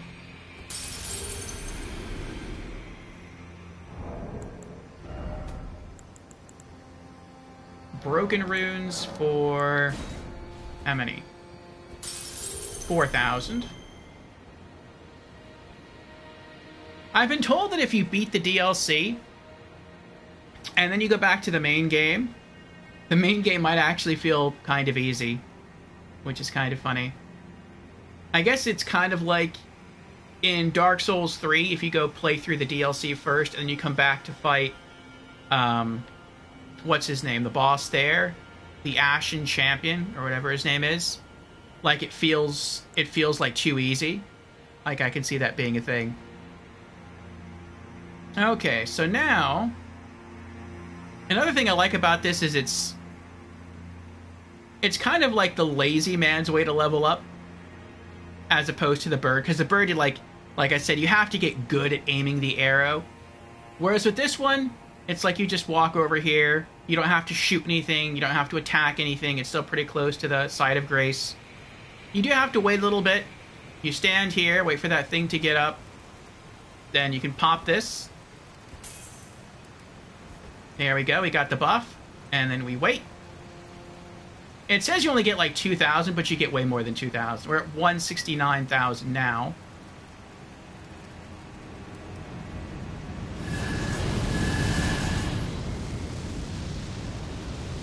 We gained 18,000 right there. And then you run over this way, and you wait again. We're at 187.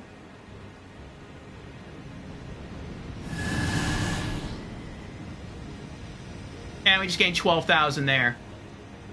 Sounds like 24,000, maybe 26,000. And then you do it again. Jan says you'll also deal less damage and lose your resistances, since no scatter tree. Oh, that's true. I forgot about that. So everything returns to normal. So maybe the challenge will kind of... Maybe it won't feel that, like, much easier. I mean, we'll have gained some levels, yes, in the DLC. Like some actual, Let me see here. And of 199,228. I want to see exactly how much this method gets me. Okay. It's going to be a little inaccurate, though, because I'm using the Gold Horn Tender. But,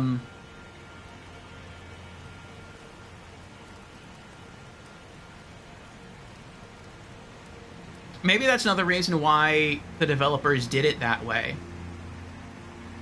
Because if the DLC was just straight up harder, and you just needed like a really high base level, like a rune level to beat it,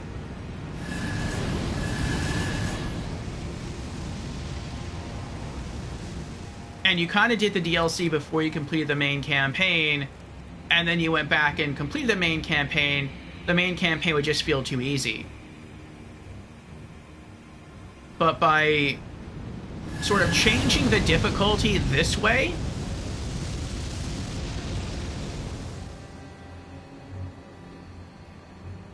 they can still make the DLC very challenging, but it's not really going to, let's see, 229, 198. Okay, so we gained 29,970 each run. so long as we have the Gold Horn Tender active and the Gold Scarab Talisman equipped. So almost 30,000 runes, and we're not doing anything. It's not bad.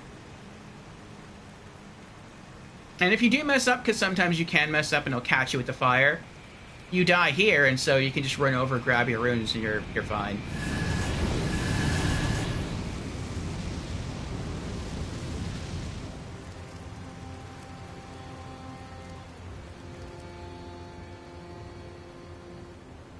And what do we need again to level up?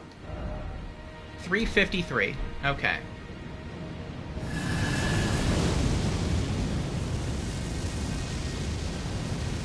About 100th thou left to go, so we do this 4 more times and we're done.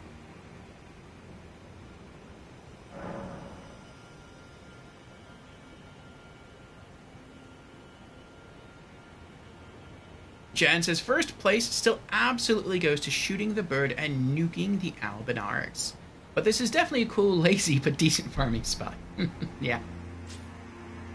This is kind of nice. Like, if you want to multitask, that's like the way I think of it. So like, if you want to like watch a stream on the side or watch YouTube videos, and you want to kind of make focusing on those videos your primary task and like just grinding like your secondary task, you don't really want to pay too much attention to it, then this is like a decent way to do it. Just run over here and then you can just watch the video. Out of the corner of your eye, you'll see the spiral of fire happen. And then you just reposition, go back to watching your vid, and then go back to the site of grace and reset. So it's very nice. It's very convenient. I feel like this is also maybe the way you're supposed to beat the fire giants, because I know that you're supposed to throw something into them. I just don't think I have the cookbook to craft that fire pot. But it seems like the easiest way to kill them would be to stand in front of them. And then maybe if you're far enough away when they throw out that spiral of fire from their heads, they bow down to you. And as they bow down, that's when you throw in the fire pot to kill them. Like, that seems like how you're supposed to do it. You're not really supposed to just gallop around their feet and hack away at them.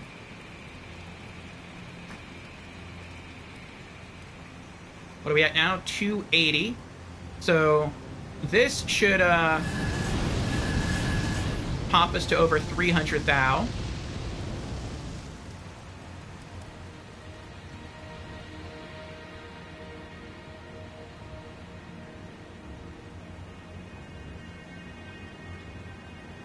I remember this because the first time I got to this bridge and I tried to cross it, he killed me. And I'm like, I have no idea how I'm supposed to cross this. But I got, I guess you could say lucky. I just rode across really fast with my horse the second time we came here. And it worked out. But I did notice that when he killed me, I got runes from all the other guys on this bridge that he killed. So I thought, what would happen if I just came over here and deliberately just tried to have him attack everybody? And it worked out pretty well. Now, I will say I did use YouTube to figure out how to turn the Stone Sheath Sword into the Sword of Light and the Sword of Darkness.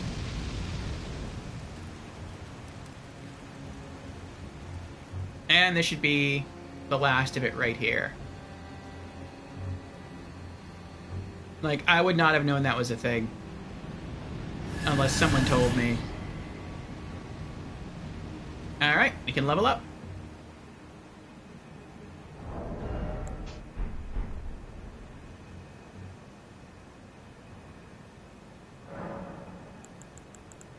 Sort. Let's put these away. And level up. Oh, I need 13,000 more. Ah, well. Well, we can do one more run. You know what? Now that the buff is worn off, let's see how much you get without using the Gold Horn Tender. So we have 340. Because I was curious about this. 508. Okay. Now let's see how much you get from one full run. But this should be the last run here.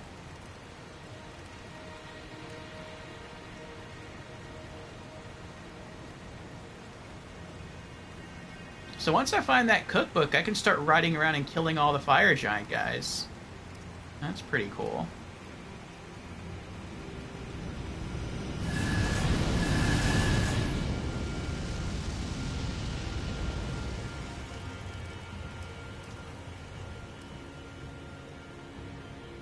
I've learned that the important thing with him is when he drops to his knees, you have to stand still. If not, if you keep walking, then you'll get hit with the fire if it goes like all the way out to where you're standing.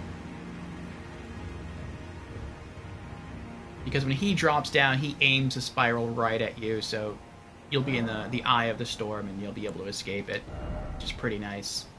Okay, and now we have 361. 908. Okay. So without anything... Oh, I can't even say without anything. Well, with the gold scarab talisman equipped, because I forgot to take that off. One run gets you 21,400 runes. So, yeah, for me, that's definitely better than the bird, since I can't aim very quickly with the bow. Which, I mean, I've only ever really used the bow to kill that thing and pick off a few other things in the game. But that's double the bird. Almost double. For lesser work. Okay. Let's unequip this. Okay. And level up. And then we'll swap some talismans, we'll pull some out, and we'll get ready for fighting the flower. Okay, and that's going to go into Faith. Which doesn't do anything to our stats, but it'll keep boosting our daggers, our other daggers. Confirm. Okay, 357,846 runes to level up again. Sort chest. And let's pull out our fire daggers. And then let's also pull out some talismans. So we're not going to use bleed, so we don't need the Lord of Blood's Exaltation. We're not going to use Taker's Cameo. We could use the Godskin Swaddling Cloth. But I feel like there's probably a better talisman for the flower fight than that. I definitely want to pull out the Dragon Crest Great Shield Talisman for some physical defense. Also, let's put this back. So I can carry up to another 2 talismans. Let's also bring... What are our other options? Well, I want to protect against its magic, but I don't know what kind of magic it uses. But I mean, all magic is magic. Well, I'll pull Pearl Drake Talisman +3. That'll help. And then it can also inflict bleed with its thorns. But I feel like, I don't know. I feel like it might just be better to just have more like magic defense. So maybe I can pull the Spell Drake Talisman +3, but I don't even know if that would work. I don't think it uses Holy. It looks like it uses Death Lightning.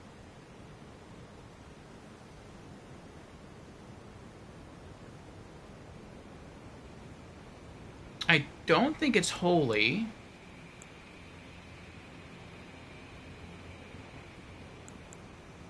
Is there anything else I can use? I could use the Twin Blade Talisman, but I don't really feel like that's that effective. It's very effective with Twin Blades. I don't think it's that good with daggers. Like, it's not bad, but it's not as good. What does that do? Oh.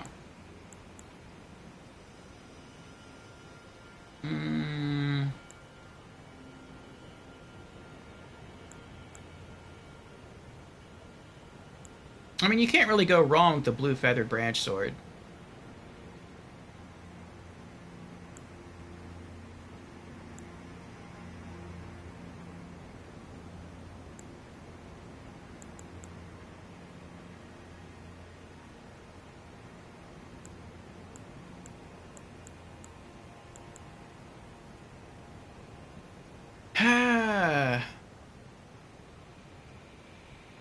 Orview is embodying the smarter, not harder, with a lazy twist. Yes.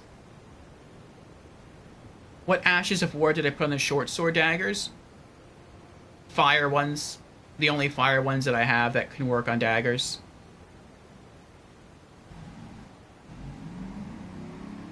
The Scattertree avatar, it's a variant of Holy called Shadow. Still Holy, just looks different. Like how Destined Death is Holy. No, not the Scattertree avatar. Actually, maybe it is called the Scattertree avatar. I don't know. I don't remember its name. I just call it the Sunflower. It's the one that's over here. Tree Worshipping Sanctum. We can go there now.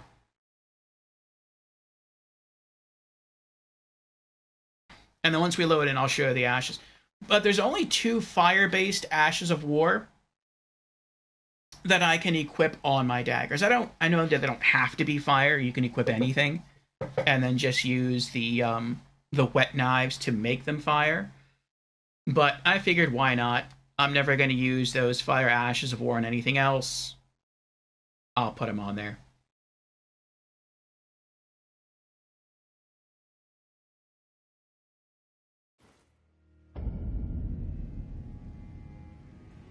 Shadowkeep Church District.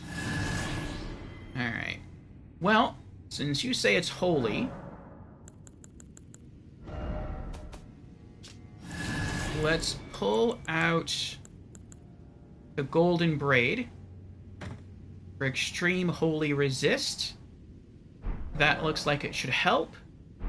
And then Sunflower is indeed Scattertree Avatar. Okay. Let's equip our daggers.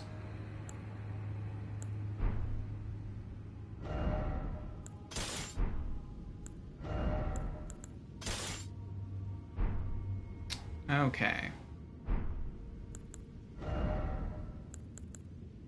So, the first Fire Knight's Flame Art Short Sword plus 25. Raw physical attack, 126 with a base of 18, and 160 fire with a scaling of 51. Same on both. I tried just going from fire or flame art, and it looks like flame art is stronger. It gives you more fire attack. And you don't really sacrifice that much raw either.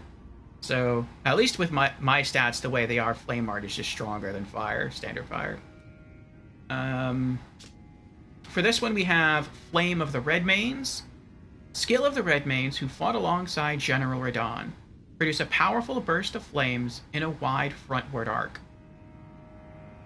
And then, on this one, Flaming Strike. Skill that emits flame in a wide frontward arc. Follow up with a strong attack to perform a lunging, sweeping strike. This will also coat the armament in fire. So, yeah. They natively have fire on them, but I still wanted to use these anyway. They look cool, too.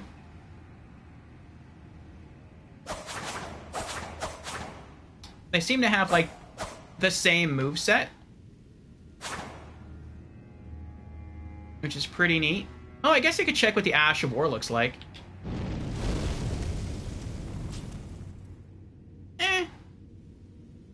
What does the other Ash of War look like if I just swap these two around?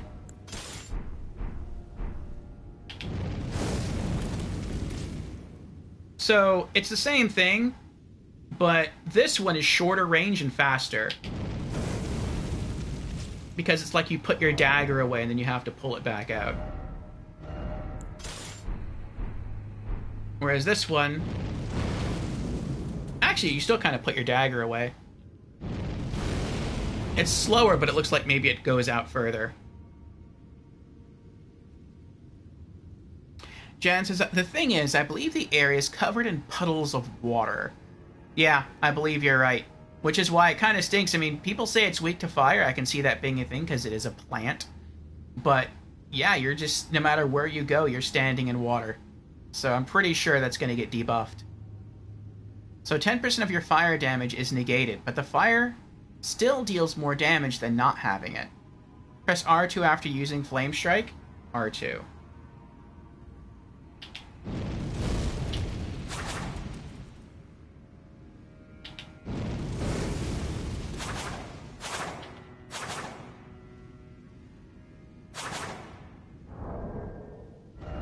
Or was it the other one?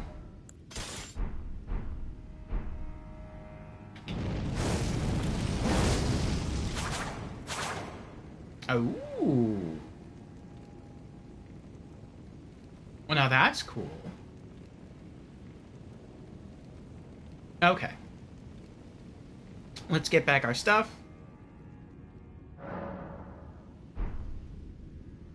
And equip the right talismans. Swap that out for... Let's do the Golden Beard. Swap that out for... Let's do Pearl Drake.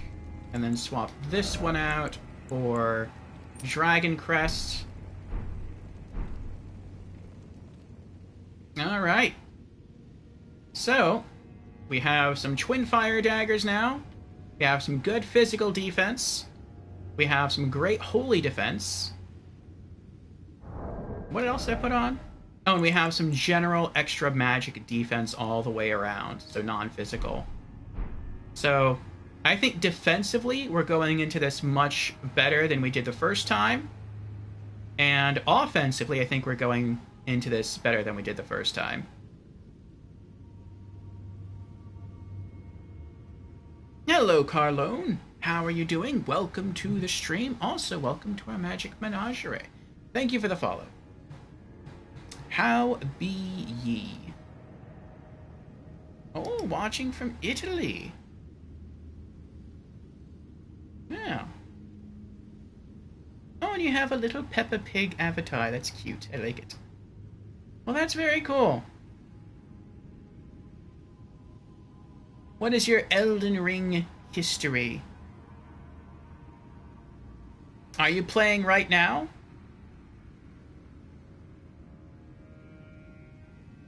Jen says, Flaming Strike is great for close-up. Red Mains is great for crowds of bigger targets. Okay.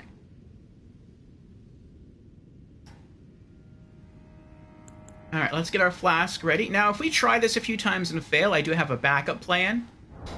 I just don't want to do it now because these items they take a while to get.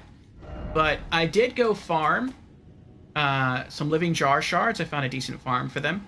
And so I can craft up to 10 right now iron jar aromatics. So we can just stand toe-to-toe and just basically tank the flower.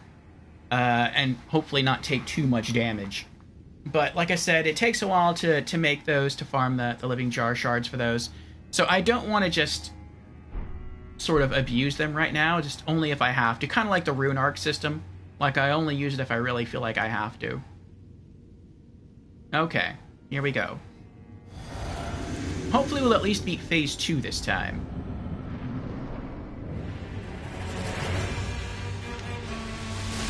Ooh. Oh! Oh well.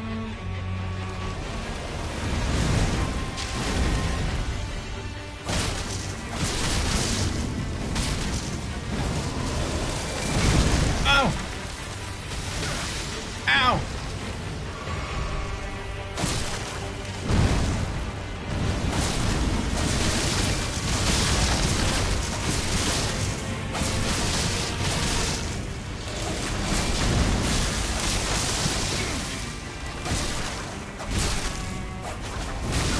Ow! Heal.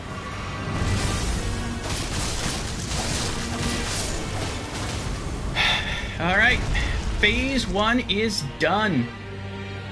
Now, what usually hurts me here is when he starts flying back and forth across the arena. Because he does a lot of damage, and it's really hard for me.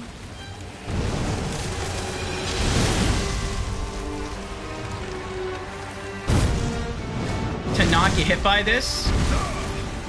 Multiple times, usually. And then once he stops, he's already all the way down there.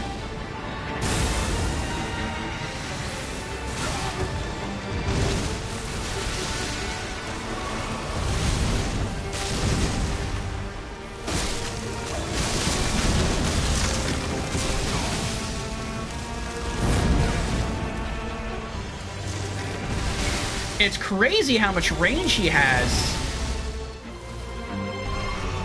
Like, not really range, that's not what I mean. I mean, like, his movement ability.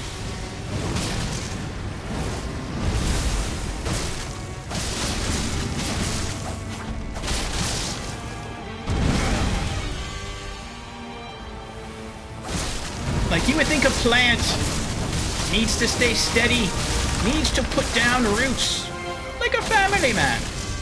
But no, it's just,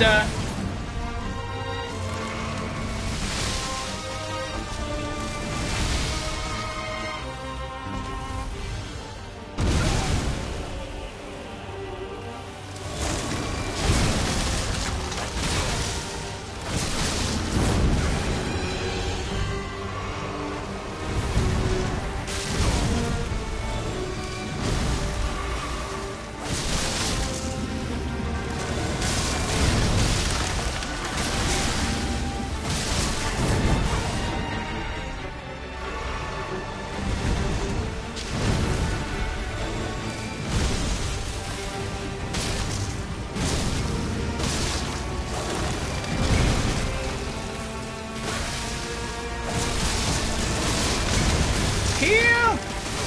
Heal!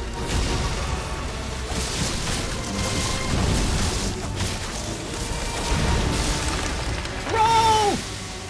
Heal! Heal! Oh! Oh!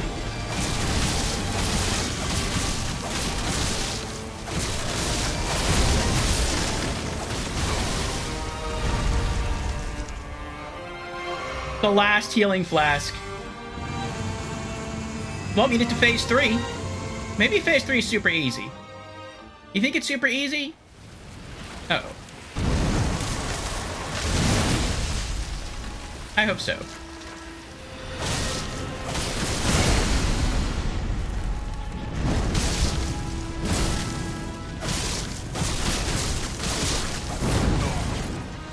I'm gonna die. Yeah, I'm gonna die. One more tap and I'm done.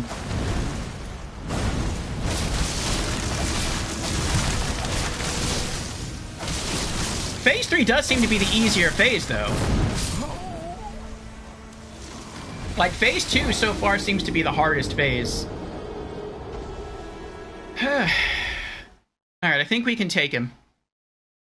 I think if we use the Iron Jar aromatics, we can do it. We can just, like, create 3 and maybe use 1 in each phase.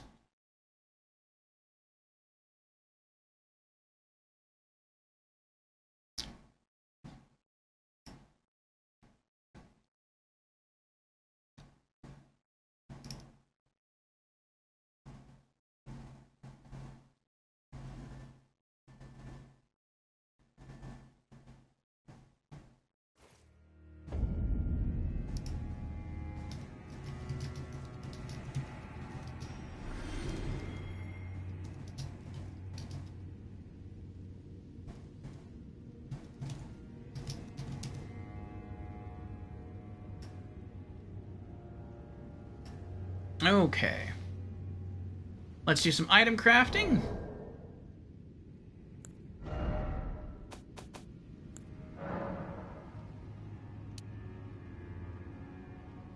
Can I hold all 10? I can hold all 10?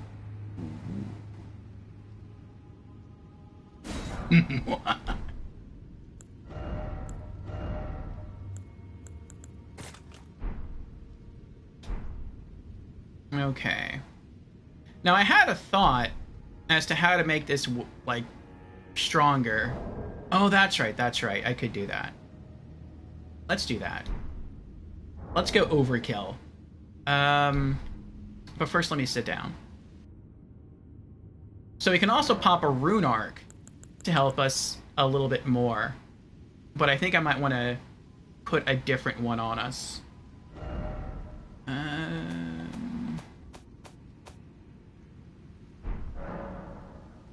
Great runes.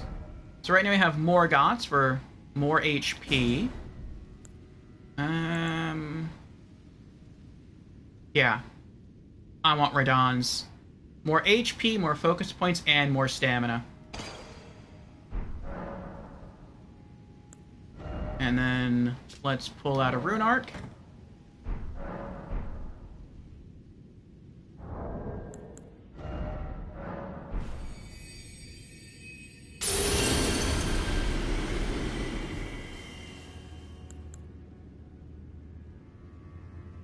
I'm gonna have to wait till I get close to it, though, in order to use the Iron Jar Aromatic. If not, it'll just slow me down way too much.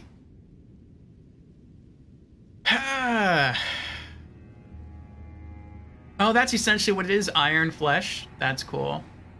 Hey, Xanadu, welcome in. How you doing?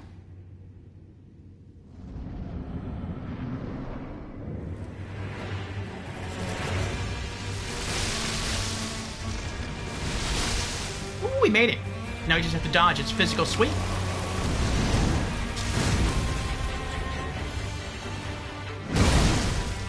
He stopped me from drinking it. There we go.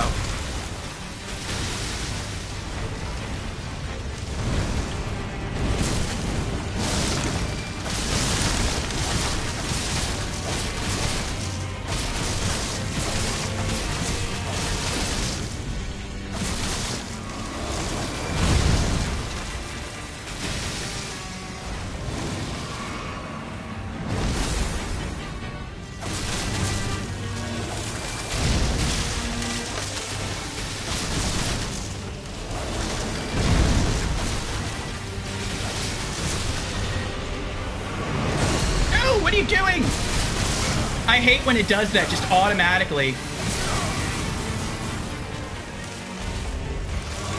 It's like you lock onto the center of the flower. Oh, I'm gonna die. I'm dead. Oh, I lived! Oh. Huh.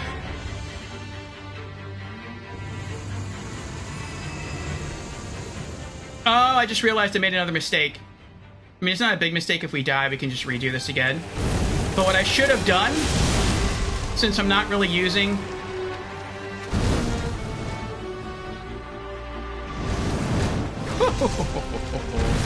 Oh, he did it thrice! He always does that. I hate that. Like, he'll do it twice, and if the first two miss, he'll do a third one. And I've even dodged like 3 in a row, and then he'll do a 4th one. Because he's like, no, you're not going to get away. I am going to hit you with this ability. Just so you know.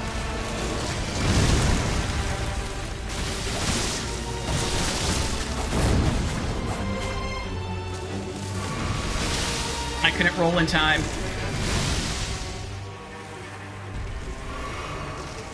I feel this run is actually going worse than the previous run.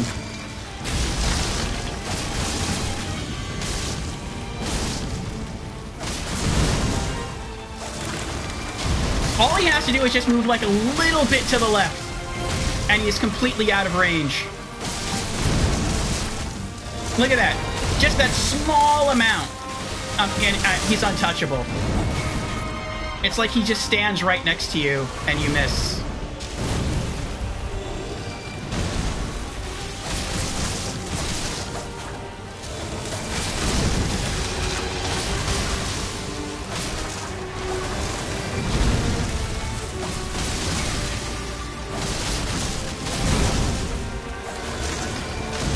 So aggravating. Oh, I'm dead. I wasn't paying attention. And it doesn't even matter because he was at half health and I only had 1 healing flask left. There's no way I could have beaten him. I don't think I'm going to use the rune arc again. We got way closer without using it. I don't think I have to use it. I just have to get a little lucky. Oh, Charles is here. Welcome in, Charles. Thank you for the raid. Welcome in, Gamer Knight. Welcome in, Adam. How are you all doing? How did your Elden Ring stream go?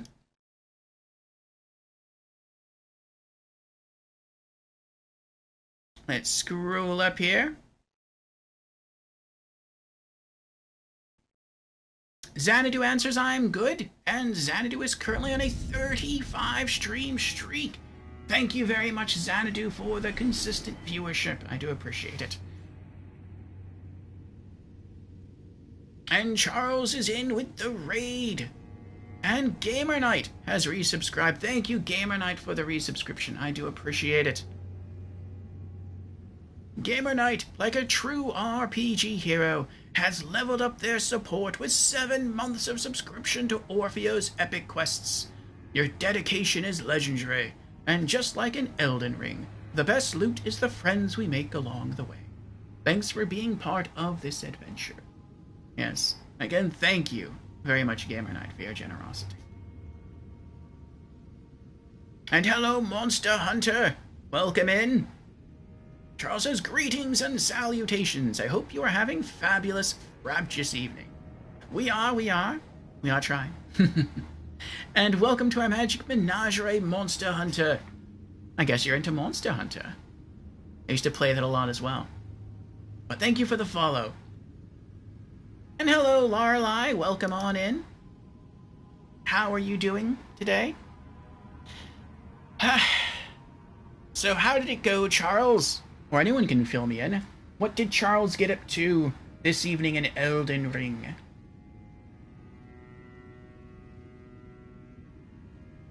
So far, our own exploits have taken us back to the Abyss Woods, or Abyssal Woods. And we pulled out our Parrying Dagger and our Misericord, and we used that to parry and riposte some of the Winter Lanterns there to get the unique talisman. And then we went to a cave we had missed before called the Rivermouth Cave, filled with blood fiends. We killed the boss there and got a unique Spirit Ash. And now we're back here trying to work on the Sunflower.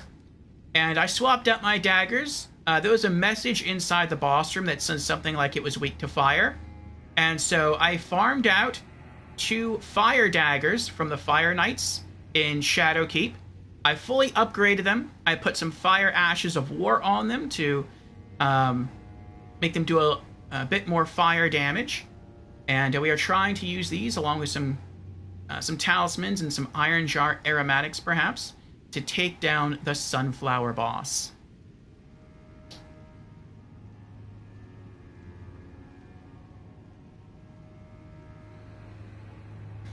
Charles's Elden Ring went spiffingly well. Beat Astel of the Darkness, Great Worm Theodorix, the Deathrite Bird, or a Deathrite Bird, and the Leonin Misbegotten. Huzzah! Congratulations, Charles, congratulations. So that's 1, 2, 3, 4 bosses tonight. Very nice. Lorelei says, I'm good. And you? That's good, Lorelei. I am glad. Doing well as well. I'll probably have to take a break in a couple of minutes, just because I have to use the restroom. But then we'll be back, and we'll give another quick try to the boss Sunflower here. I'm excited to get to use some new daggers. When it comes to the base game, maybe I can get away with just sticking to my Reduvia and Blood Great Knife. Those are always, I think, going to remain my default daggers for standard New Game, and then in New Game Plus I am planning to still swap out the Blood Great Knife for a second Reduvia. But in the DLC, some of these bosses and some of the non-boss enemies, seems that maybe I would be better off using something else, like using fire daggers against the Sunflower boss, and using the Parrying Dagger and Misericord against the Winter Lanterns of the Abyssal Woods. So I've started to upgrade the other daggers, and I'm looking forward to perhaps upgrading all of the daggers to max level. We'll see. We'll see how that goes.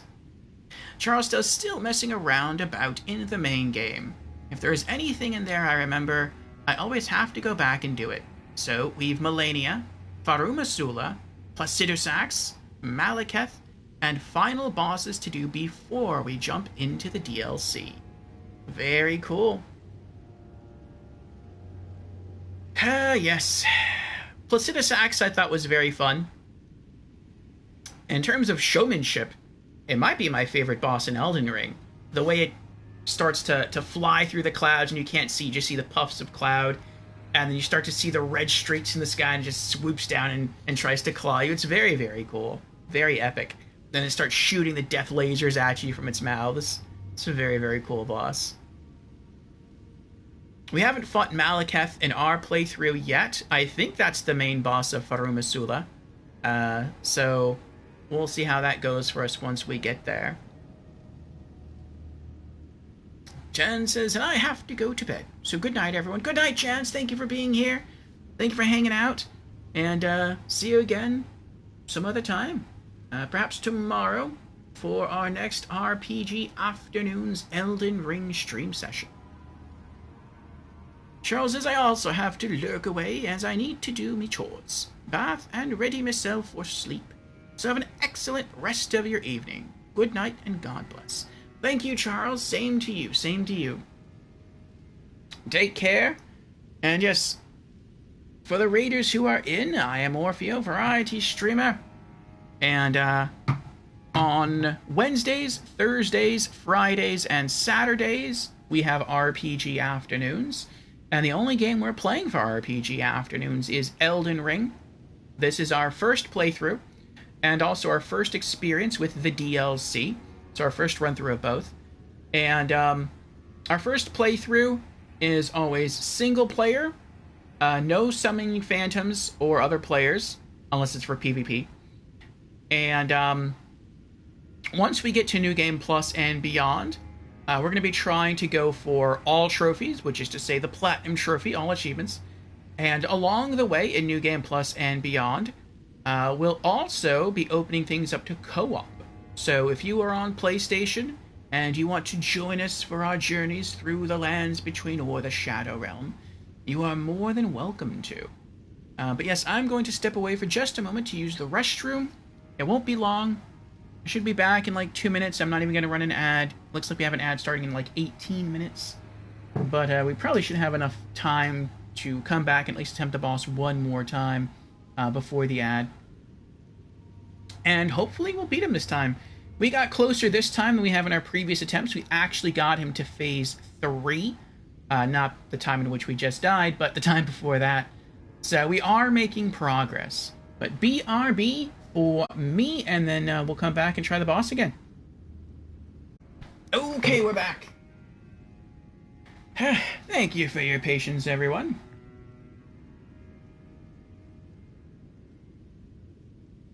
Enjoying a little tea there.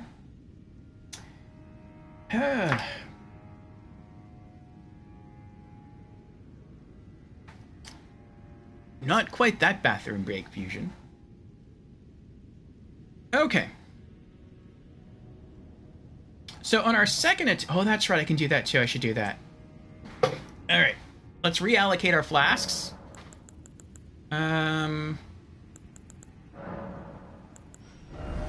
We're putting everything into health. Okay, so here's the build for the Sunflower boss. We have 2 Fire Knights Flame Art Short Swords plus 25. This is a Bandit build. We're doing Daggers-Only. And every Souls game, we choose a class, we try to sort of shoehorn ourselves in to that specific build, and we cannot deviate. Or at least not much. So, yes, Daggers-Only for killing all bosses, all mini-bosses, and just about all enemies in the game. Sometimes I will use throwables, sometimes I will use a bow and arrows, but for pretty much most stuff, in general, it's daggers only. And so I wanted to farm these because they have fire on them innately, but I did put unique fire ashes of ore on them just so I can change them to flame art instead of standard fire. It does up the fire element on the dagger, so that's pretty nice. We're rocking the full black knife assassin armor set because we are being thematic with our armor, not necessarily strategic. So we have light rolls, and our movement is also silenced, so we can run, roll, do whatever we want. Doesn't make a sound, which is pretty cool. And then to protect against the holy damage of the plant, we have the golden braid. And then we also have the Pearl Drake Talisman for additional defense against its magic.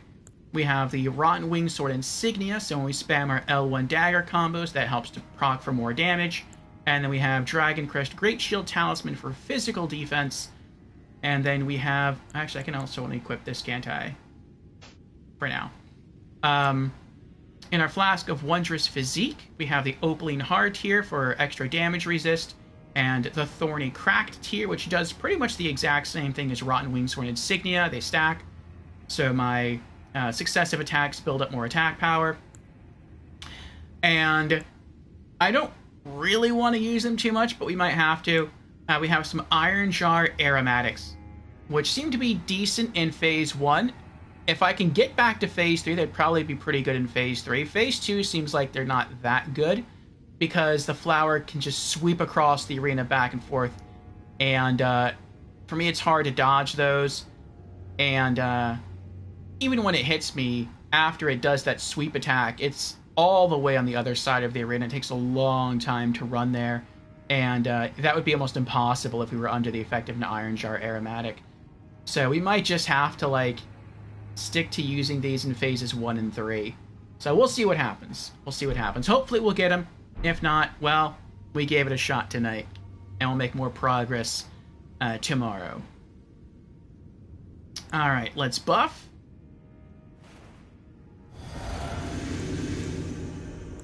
And here we go.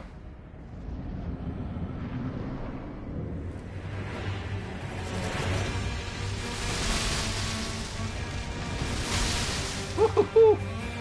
Now you have to dodge its physical attacks. 1, 2. Okay. Now we can drink. We can't drink. Drink again. Alright, we got away with it that time. We've already taken a huge chunk of damage. Drink. Alright. Ash of War. Light Blade on fire. And go to town. And every time it does that, it just moves, like, slightly around me. I keep missing. It doesn't have to move far to get out of my range, my attack range.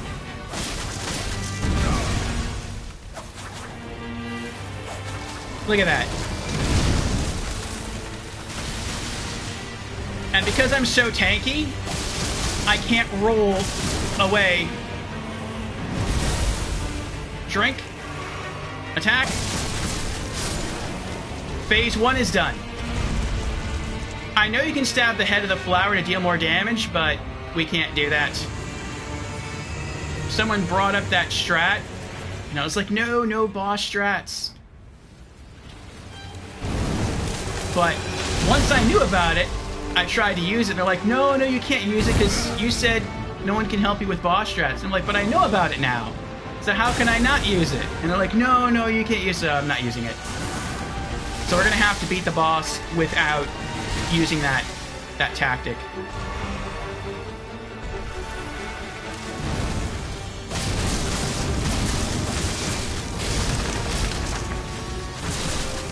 Oh, I messed up. There we go.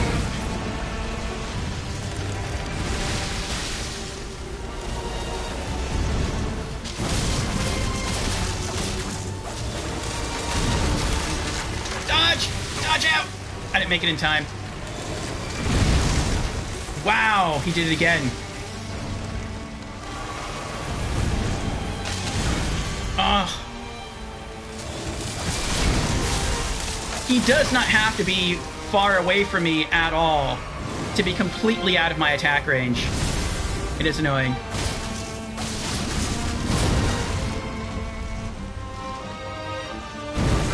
Oh, I hit the roll button too late.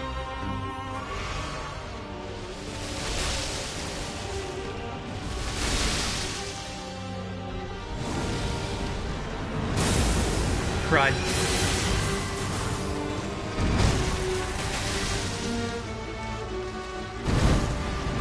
One, 2, 3. Oh, only 3. I was expecting 4.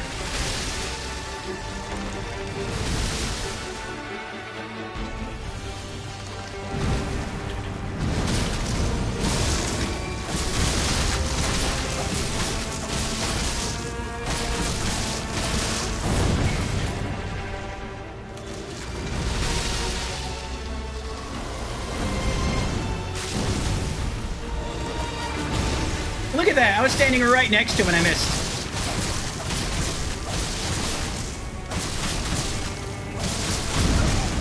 Alright, now I need to heal. You're a mean flower! You're not supposed to be mean! You're supposed to make people happy! Bring people togetherness! That is the power of the beauty of plants. Heal.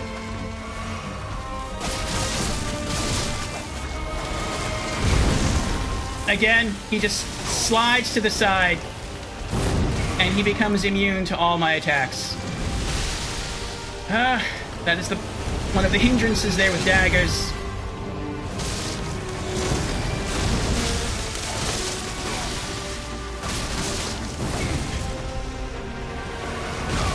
Oh my gosh! It's like he wants to kill me.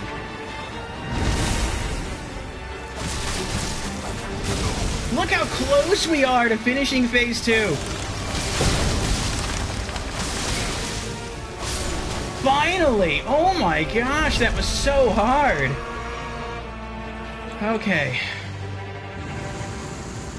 1 healing flask left. And we have all of phase 3 to go.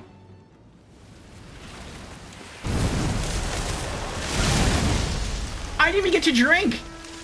I drank it as he was coming up, and it wasn't enough time to drink it all the way through. Run! Run in! I can't! I'm...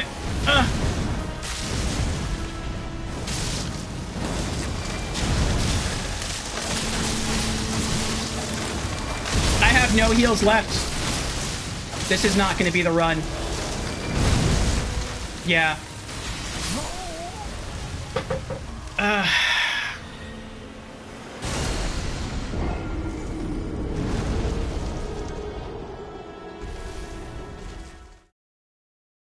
Alright, it looks like I can't use Iron Jar Aromatic against this boss at all. I mean, in phase 1 I probably can, that would help. But in phase 2, it can't work. He slides across the arena too much. In phase 3, though, it looks like maybe what we should do is just try to be as dodgy as possible. And then whenever he does that holy attack that drains him, we run up, we target the head specifically, and then we go in for some attacks.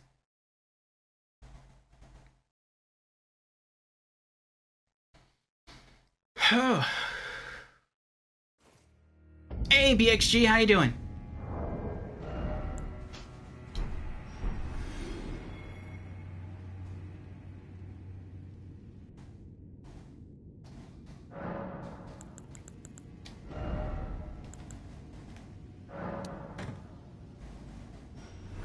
Okay.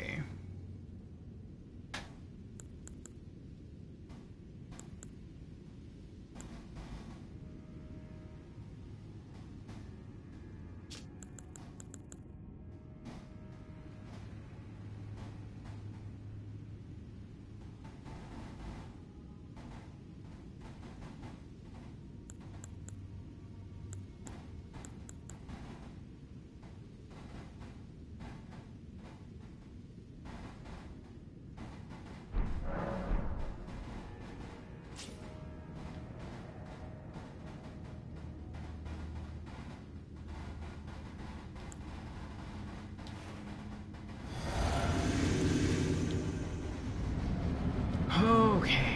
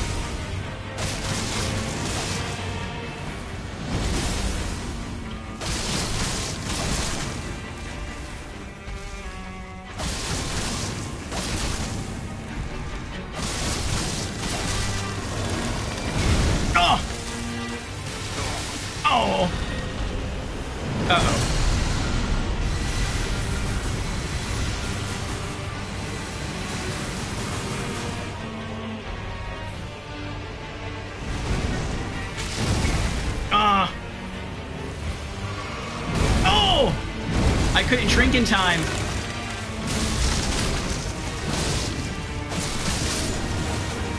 Okay, that was a really good phase 1.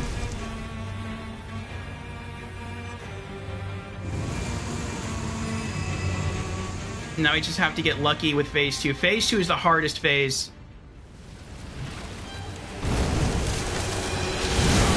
Ah!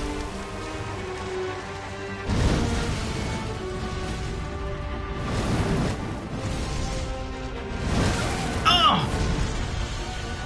I had to take my eye off the game.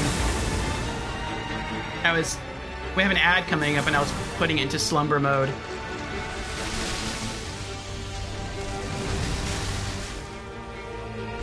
So we got like 5 minutes. Oh! Oh my goodness. Oh my goodness. I can't attack.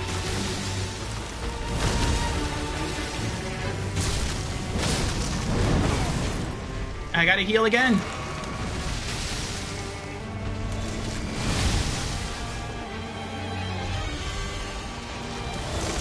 It's so mobile in this phase.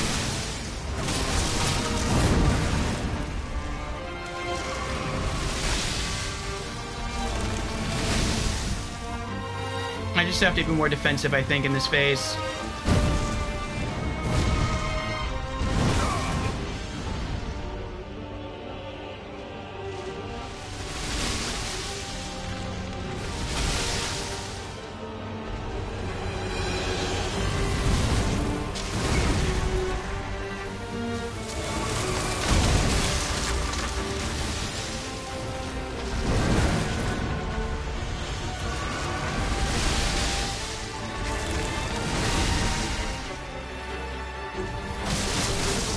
My blade coated with fire before it went out because it took so long for me to try to attack him. And every time he back hops, I take damage. It feels like I just... Oh, it's so hard. Phase 2 is so hard.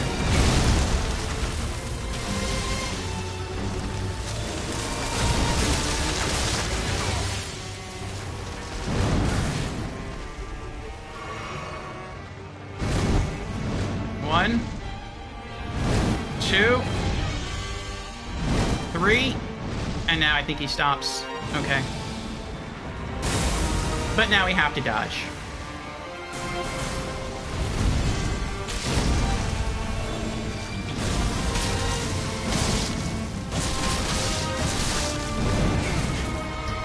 I knew he was going to dash backward. I tried to dodge roll through that. I got hit anyway.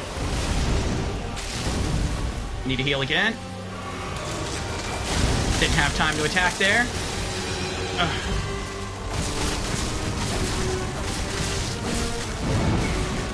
Try to dodge roll through that. Couldn't do it. Had to just eat that. Oh.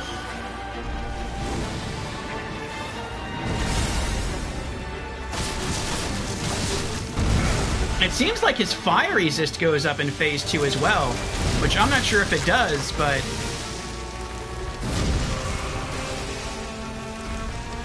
I feel like he gets a lot tankier in phase 2. Like, phase 1, we can put him down pretty quickly. Phase 2, I mean, maybe it's just because of his extra maneuverability, that could be it. But he seems incredibly hard to deal damage to in phase 2. 1, 2, 3.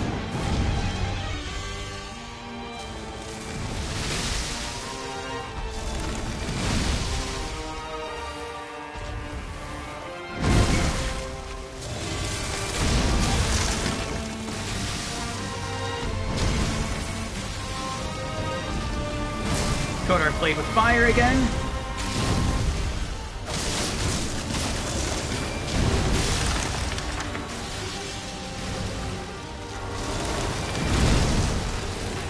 Oh no! We're out of heals.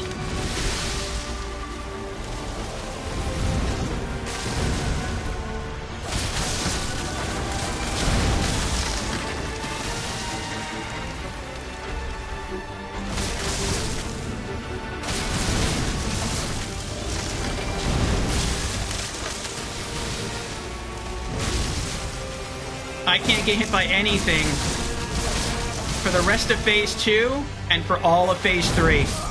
There it is. Oh.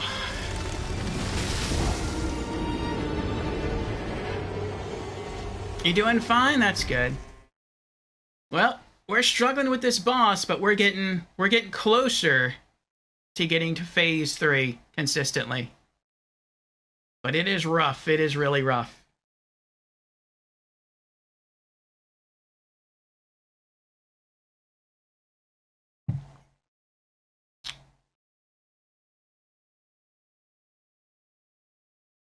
We've gotten better at phase 1 at dodging his few attacks that he has, but in phase 2 he's just so dodgy and he hits so hard, and it seems like he gets tankier, that it makes the fight incredibly difficult. But if we can get to phase 3 with a good amount of healing flasks left, it seems like it'd be kind of easy. It looks like all you have to do is just keep dodging through everything, and then he eventually does some kind of weird holy move that drains his power, and then you could just run up, spam some attacks on his head, and then just go back to being dodgy and staying at distance, staying at range. It's just really hard getting past phase 2. If all this boss had was phase 2, that would be by itself an incredibly hard boss fight. But to have that in addition to phases 1 and 3, oh, that borders on the ridiculous. Alright, looks like we have an ad starting soon. In about half a minute when we come back, we might continue to try this boss a bit more. And hopefully we'll be victorious. If not, then we'll probably just call it, and we'll be back tomorrow for some more Elden Ring. As far as what we'll do tomorrow, maybe we'll try this boss some more, or maybe we'll go kill some Ghost Flame dragons and try to have a bout against Baal. We've had some specific requests for us to try tackling that dragon. We have yet to even encounter that dragon, but I have a clue as to the general area that he's in. So we shall see, we shall see. Yesterday, we did take down the gank squad, Letta and her allies, and we beat them. It took a long time. It actually took about 41 minutes in the single boss encounter just to beat them. So it was pretty insane. But we pulled it off. We did it. So we are making our way through here little by little. Alright, let's have a sit down here, see if there's any other tweaks to my strategy that I can make.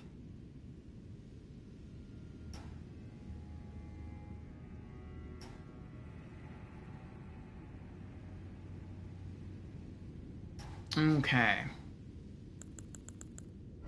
What else have we got in our chest of stuff here?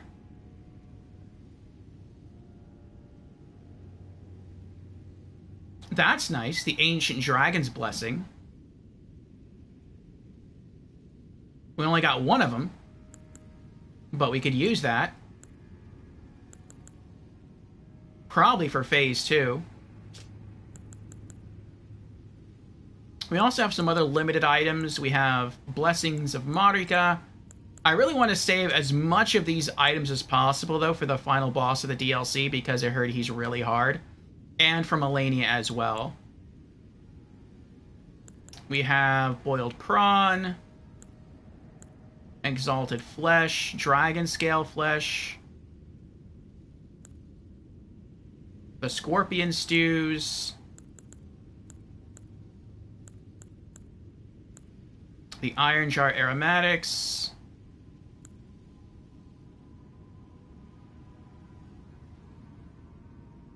it'd be nice if there was, like, a Scattertree Avatar Shackle.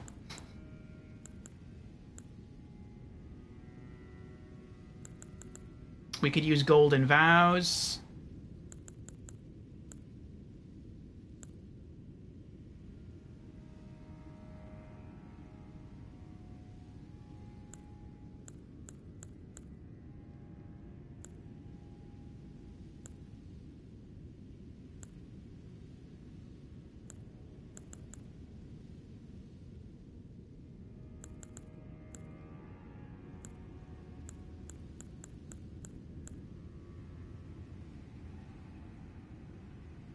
I don't think there's really anything here that I can use.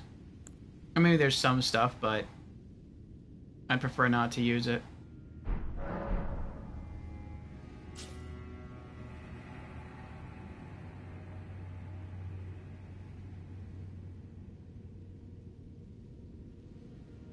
I guess that's it. We just have to get better. We have to get good. Alright, looks like we have a minute left of the ad. We'll wait for that to end, and then we shall go try this again. If we fail, probably in another 2 attempts. We'll try to relocate someplace else to fight a different boss. Maybe we'll ride this way to try and fight another dragon. It looks like there's a dragon here that we can fight. So, I don't know if that's a ghost flame dragon or a fire dragon. We did fight a dragon here the other day, and I thought it would be ghost flame, but it turned out just to be a regular fire dragon. So, that would probably be a fire dragon, so we could use some stuff there. And the only other bosses that I know we have to fight against in the DLC would be a Pale Horseman here in the Fissure Depths. I would like to keep leveling up, though, until I have more faith, and then maybe carry my fully upgraded Reduvia in one hand and a fully upgraded Black Knife in the other for its holy damage. That should help maybe to kill the horseman that much faster. That might be better than bleed. And what else? There's also a giant falling star beast up here, but I feel like that's going to be too hard for me right now. And I think that's all the bosses in the DLC. Oh, no. There's also a big bear over here. But it takes barely, no pun intended, it takes barely any damage from me.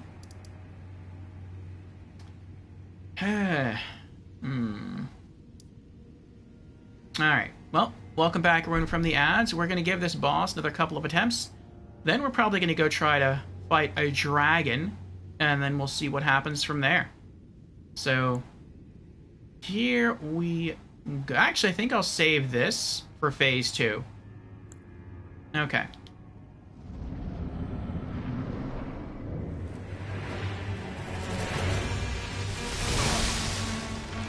This is already, I feel like this is already a wipe. Yeah, this is a wipe. I'll just let him kill me.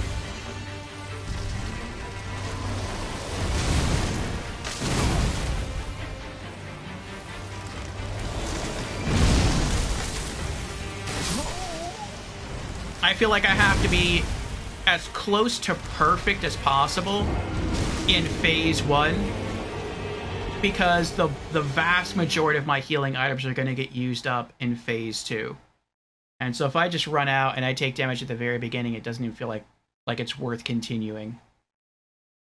Which is a bit disheartening, but it is the more strategic approach.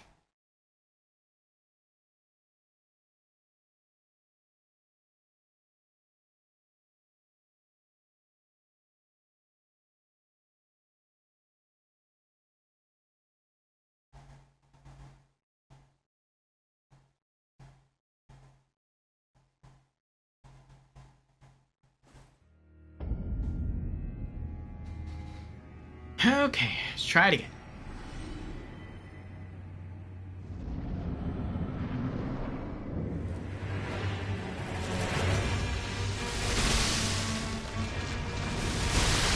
There we go, much better.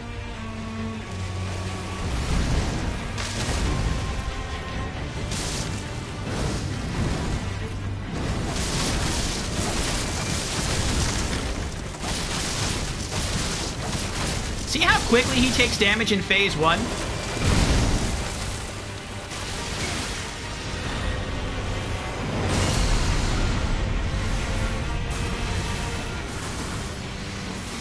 Oh, I'm stuck! I got stuck on the branch of a tree. That stinks. Yeah, clear that away for me.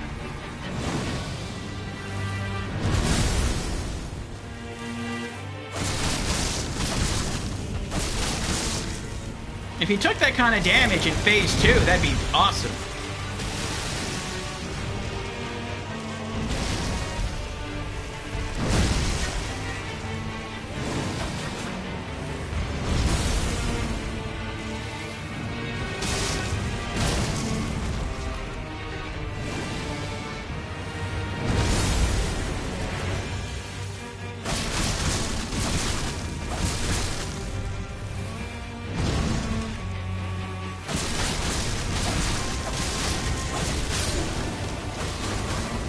Alright, that was a really good run right there.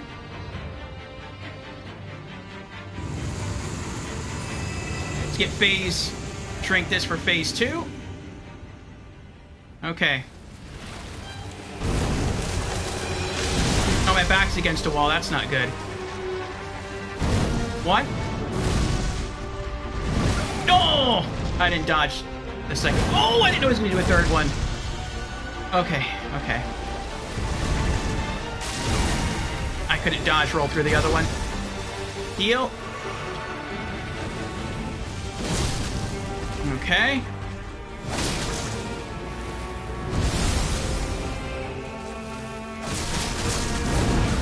He's much, much more mobile in second phase. Second phase is like a ninja compared to phase 1.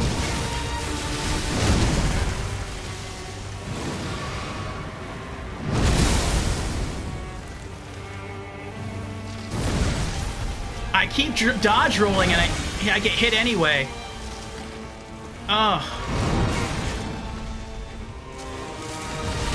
It feels like it's impossible to escape damage in phase 2.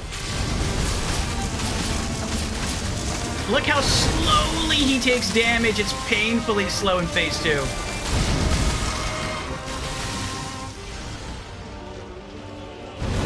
Oh, I dodge rolled too soon.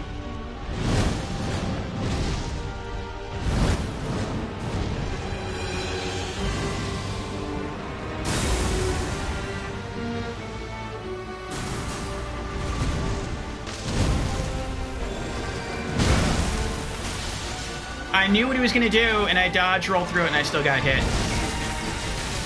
I feel like it's gotten to the point where I know all of his moves, and I still get hit anyway. Like, alright, he's going to do this, and that's how I'm going to get hit. But I can't avoid taking the hit. We'll get in there, though. I knew he was going to do that. Tried to dodge roll through it, wasn't fast enough.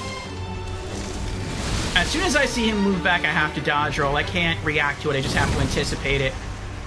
I feel like that's what I have to do with him. He moves so fast that I can't react to him because he's literally too fast to react to. I just have to anticipate and go from there.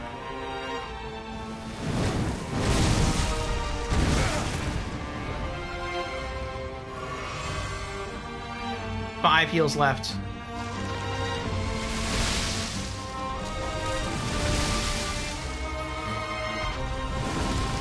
Oh. Nope. I thought I'd be able to deal some damage there. I was wrong.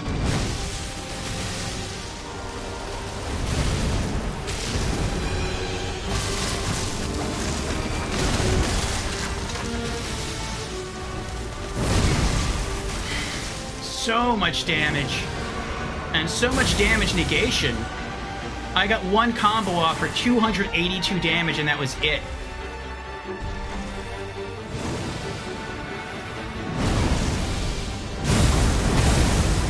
Try to dodge roll out, couldn't do it.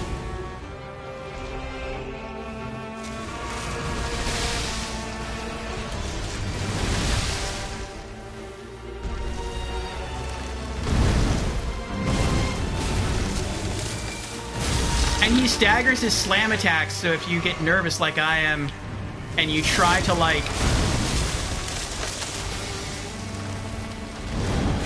dodge your spam rolls, or not, that doesn't make sense. You're trying to spam your dodge rolls, he'll catch you.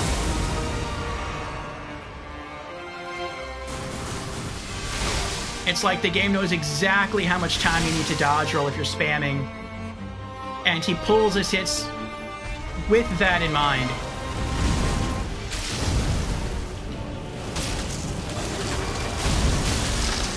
And I can't stand around now, I gotta dodge out.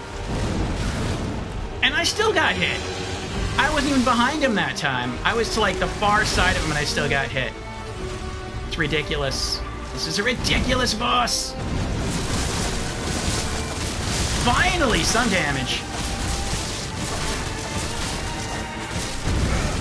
Alright, now I need to heal. If I can heal. Okay, good. Oh.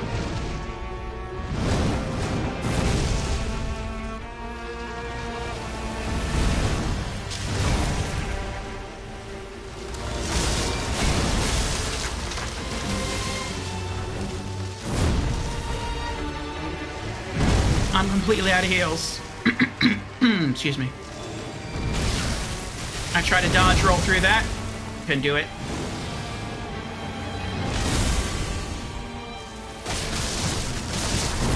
And he hits me for the... yeah. He hits me for the end. I know when every move of his is coming. Every single one. I have memorized his patterns. But I can't dodge almost any of them in Phase 2.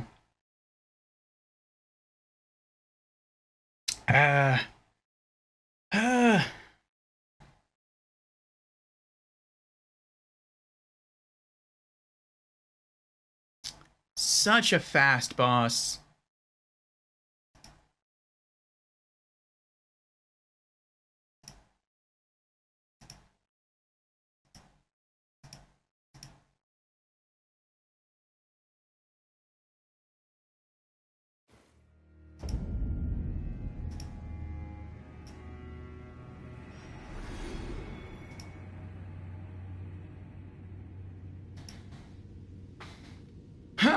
Okay, we're gonna try one more time. And if it doesn't work out, we're gonna try to go fight a dragon.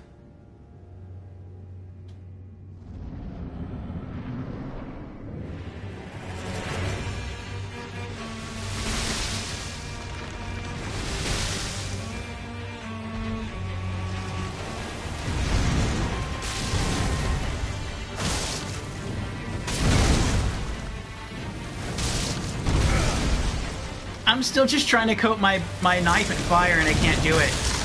I have enough time to like... yeah, I can't. This is crazy. I have enough time to do one thing, but I can't do two things.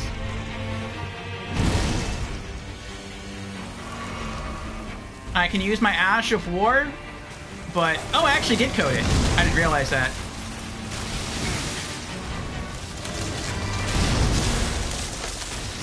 Dodge around. I knew all three of those were coming. I can only dodge the first one.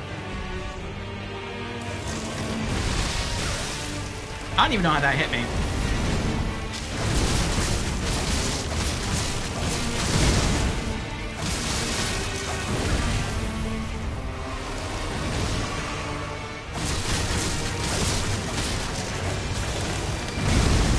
I knew that was coming, couldn't avoid it.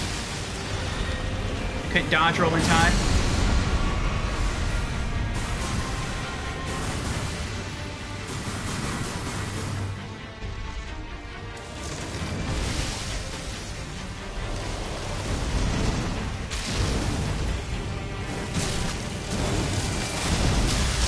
Oh, gotta get away.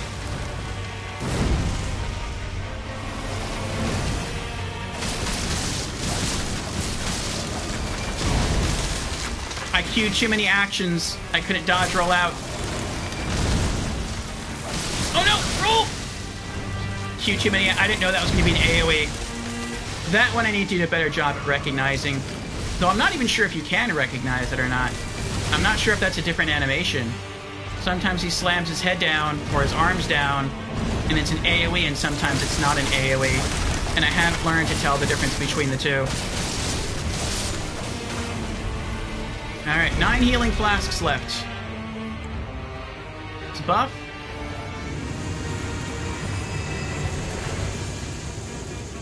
Well, we're getting better at consistently getting, or pretty consistently getting through phase 1. 1. Oh, I didn't make 2.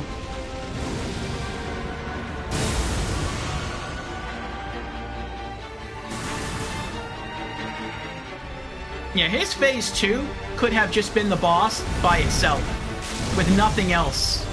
No phase 1, no phase 3. Just this part of the phase alone is incredibly hard. I feel like this should have just been the boss encounter. Just phase 2. Ugh. I tried to roll through that, couldn't do it in time.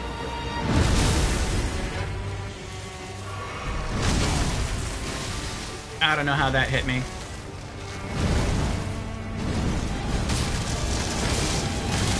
Alright, we buffed our dagger.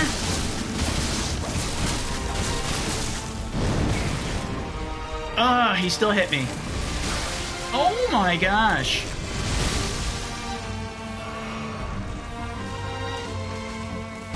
Oh, 1. Oh, I thought he was gonna do more dashes. Oh.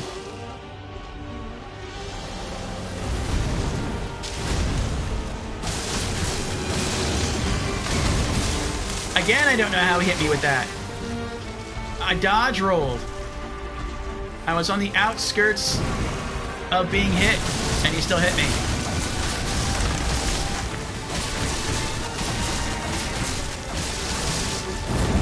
I knew he was going to dash back. I queued too many actions, I couldn't evade it.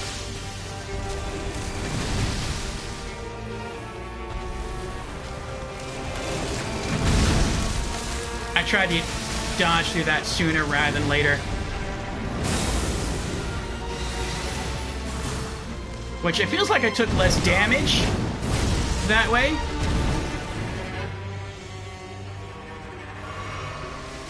Oh! But I still took damage.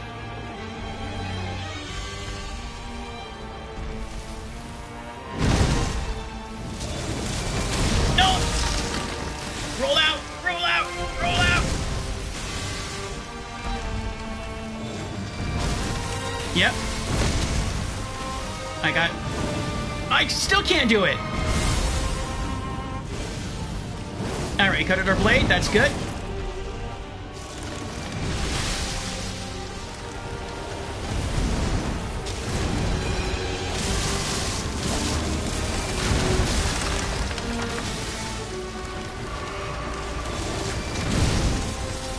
Oh, I'm stuck. Oh, I dodge roll through all the vines. That was pretty cool. Oh, I rolled too soon.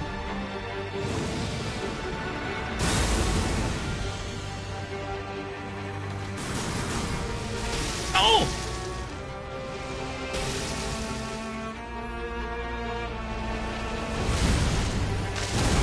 Whatever. Oh my gosh. 1 healing flask left. 1.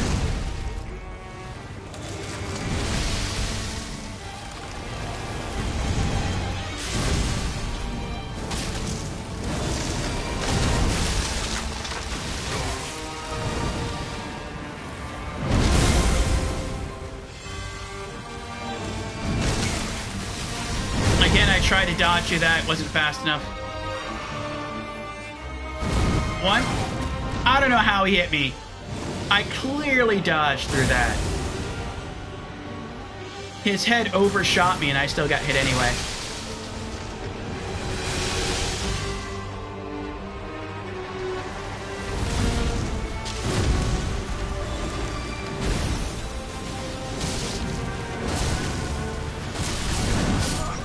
And then yeah. Oh. That was a good run. I felt there were some cheap moments there, but good run. Alright, let's go fight a dragon. I think this is going to have to be one of the bosses in another stream session where I just come here and I may have to dedicate the entire stream session to beating him, where I just have to sit down and just fight him again and again and again until I master all the timings. This is rough. There are some boss fights in this DLC that just feel super hard. But they don't feel patterned. They just feel hard in that it's like... It's a timing thing, yes, but it feels like it's purely timing. It doesn't feel like they chain into moves the way they do in, like, Bloodborne, where it was probably a little bit faster or just as fast as some of these DLC bosses here in Elden Ring, but they were very patterned. Like, they gave you a tell, and then there was more than enough time to react once you saw the tell, usually. Whereas here, it's like they give you the tell, and then they just do it. And it's like, sometimes it's like tell action. And so it's like you have to react almost like you would react in a fighting game. Like, you have to have some frame-perfect reaction times. It is absolutely crazy.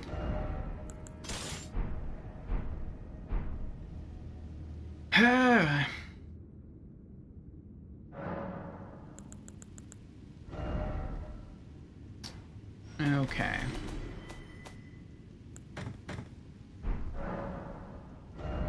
Oh, that's right. Take off my talismans. And that's with 3 defensive talismans on. I still take that much damage. And I have a high scatter tree level. But, I mean, I guess I could always try to hunt just more scatter trees. Like, more scatter tree fragments. That would probably help. I don't know how much it would help, but it would help. Alright, so I think the dragon we're going to be fighting is probably fire-based. So, we're going to keep our Great Shield Dragon Crest. Or Dragon Crest Great Shield, I keep forgetting what it's called. And take out our strongest fire talisman. And let's reallocate our flasks. Back to 12 and 2. Okay. And we'll put on the Flame Drake. Put the Lord of Blood's Exaltation back on. And then the Dragon Crest. And let's also re-equip our Flask of Cerulean Tears. Okay.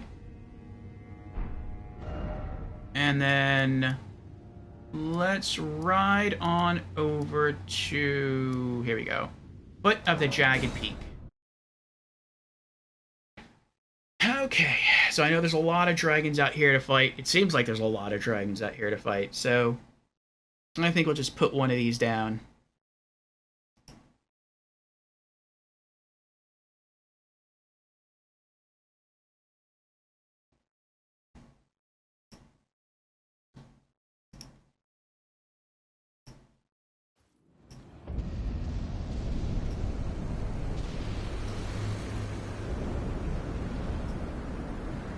Okay.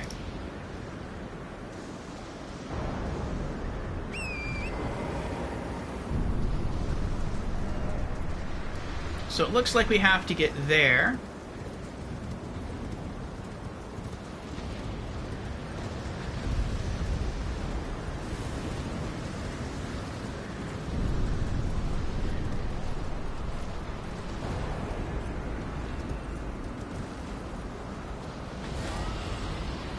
We're going to try to make this easy on ourselves.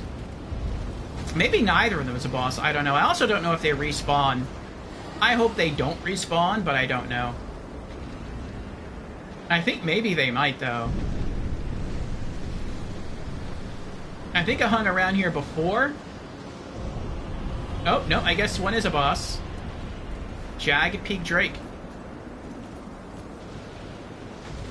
That was probably him right there. I am not going to interfere. I'm going to let these 2 dragons slug it out. And then whichever one is left alive, that is the one that I will fight.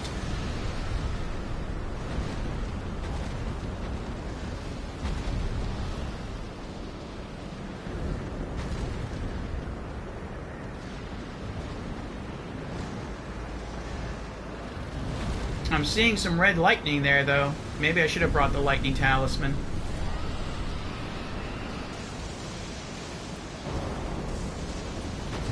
I wish I could get closer without pulling aggro so I can lock onto them to see how they're doing against each other. I can lock onto one. Okay, so they're both at, like, equal HP. Are they even taking damage? I mean, yeah, they're missing some health. In the beginning, when I first rode up here, I saw them losing health, but... Okay, there we go. So maybe you have to get, like, really close. I'm trying to get off the horse right now. The game's not letting me. There we go. I guess you have to get, like, really close to, like, see them losing health.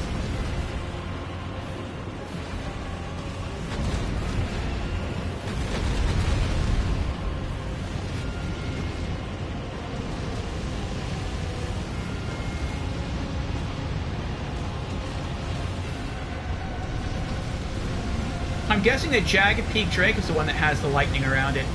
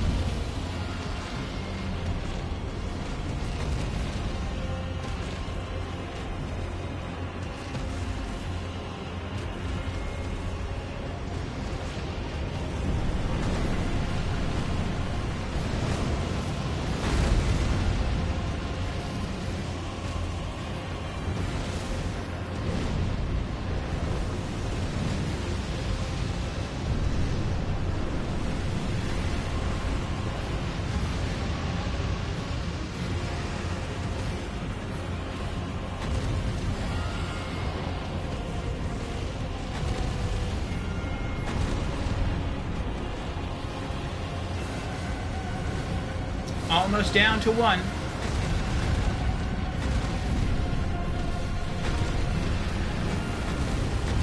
There we go. Alright, let's get to work.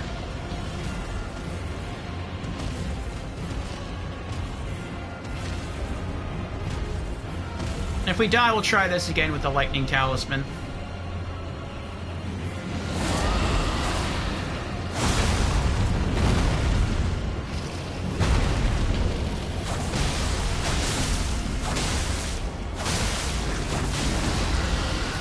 Uh-oh.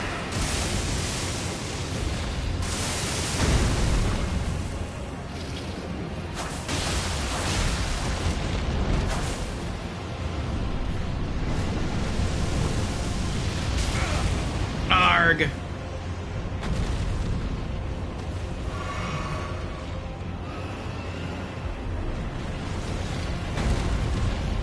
Thank you. Uh-oh.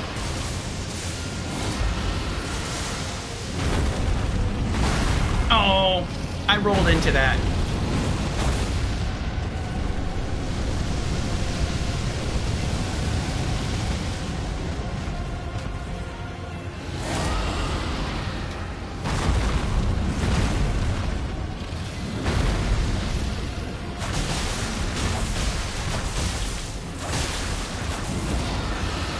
Uh-oh, uh-oh, no, no.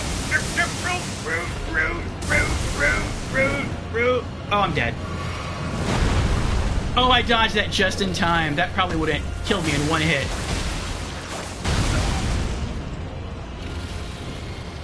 As soon as I saw him fly up in the air like that, I'm like, nope, it's over. He lands once, I'm history.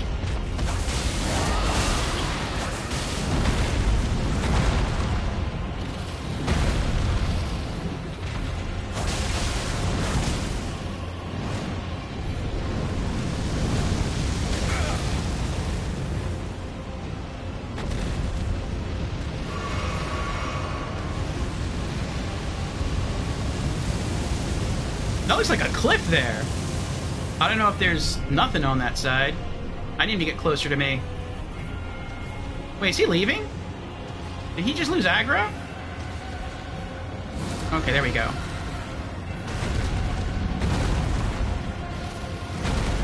Yeah, come this way. 2 more Rejuvies and he's done. Uh-oh.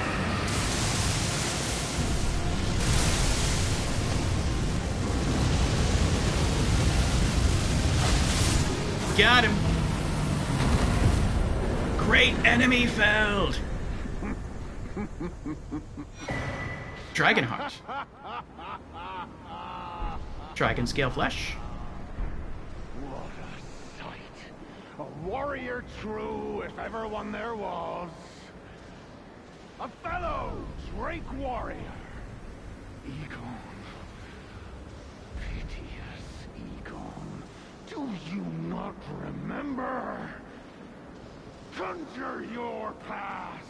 How once you were. When fear was yet foreign to ye.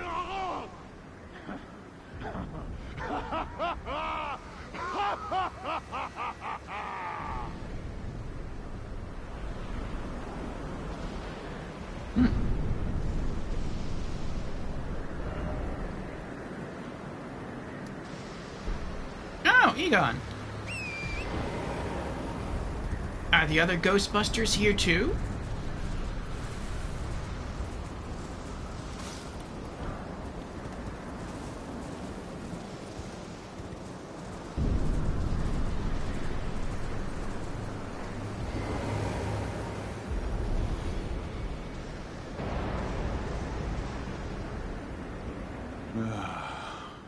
Drake warrior. Dear friend, grant me this one wish. Take this finger, my finger, scale the jagged peak, face Baal the Dread, and when you do, summon me. Summon my soul. My limbs are limbs no more. My heart is twice over filled with fear. But a Drake warrior I remain. And my soul yet lies on the mountain. Egon's furled finger. Proud Drake warrior, I beg of you, scale the jagged peak, face Baal the Dread, and when you do, summon me. Summon my soul.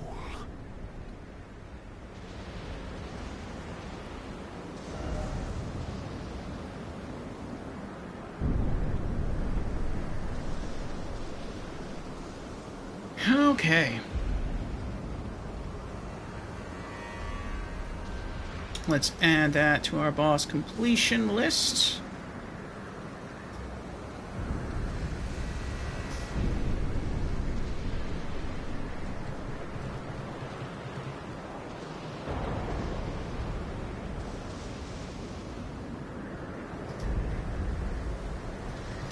And Jagged Peak Drake.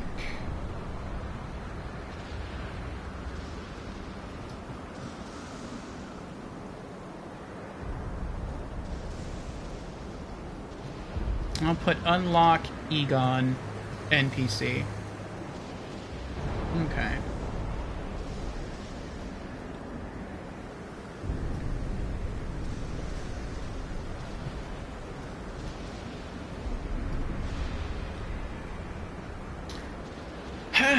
Well, I'm kind of torn here because this is supposed to be a no summons run. Summons Drake Warrior Egon from his sign. Furled finger of Egon, the broken Drake Warrior, gnarled and knotty and deeply discolored on the inside. When facing Baal the Dread, this summons Drake Warrior Egon from his sign. My soul yet lies on the mountain.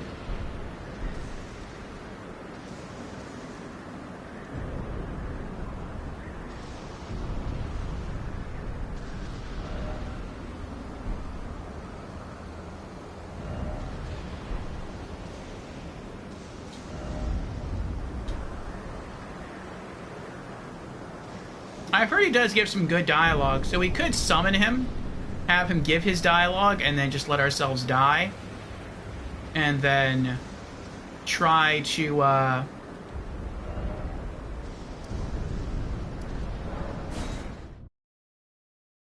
fight Bale again without summoning him.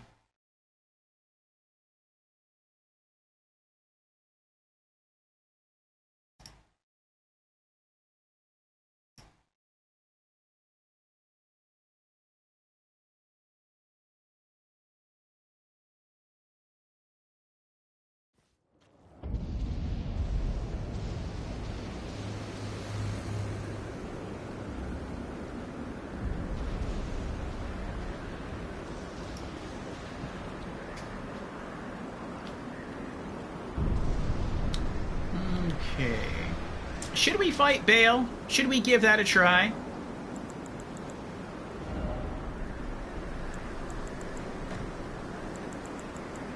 Or should we save that for tomorrow?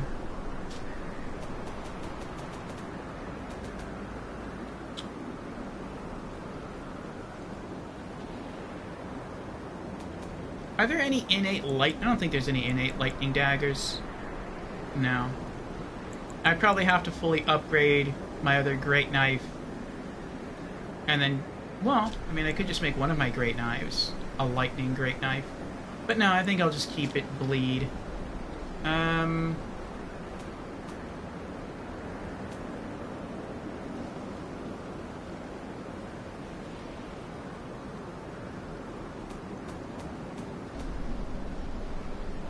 There probably isn't another side of Grace up there, but there probably is a statue of Marika.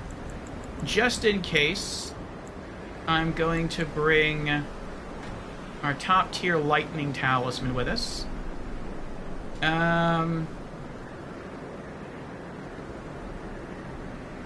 If I fight Bale the way I fight the other dragons, I typically just use Reduvia's Ash of War anyway.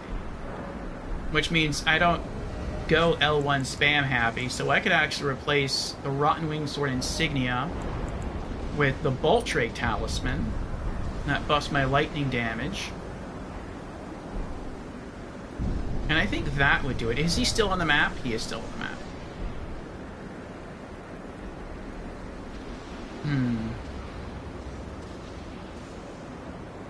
Okay. Well, I think we're ready.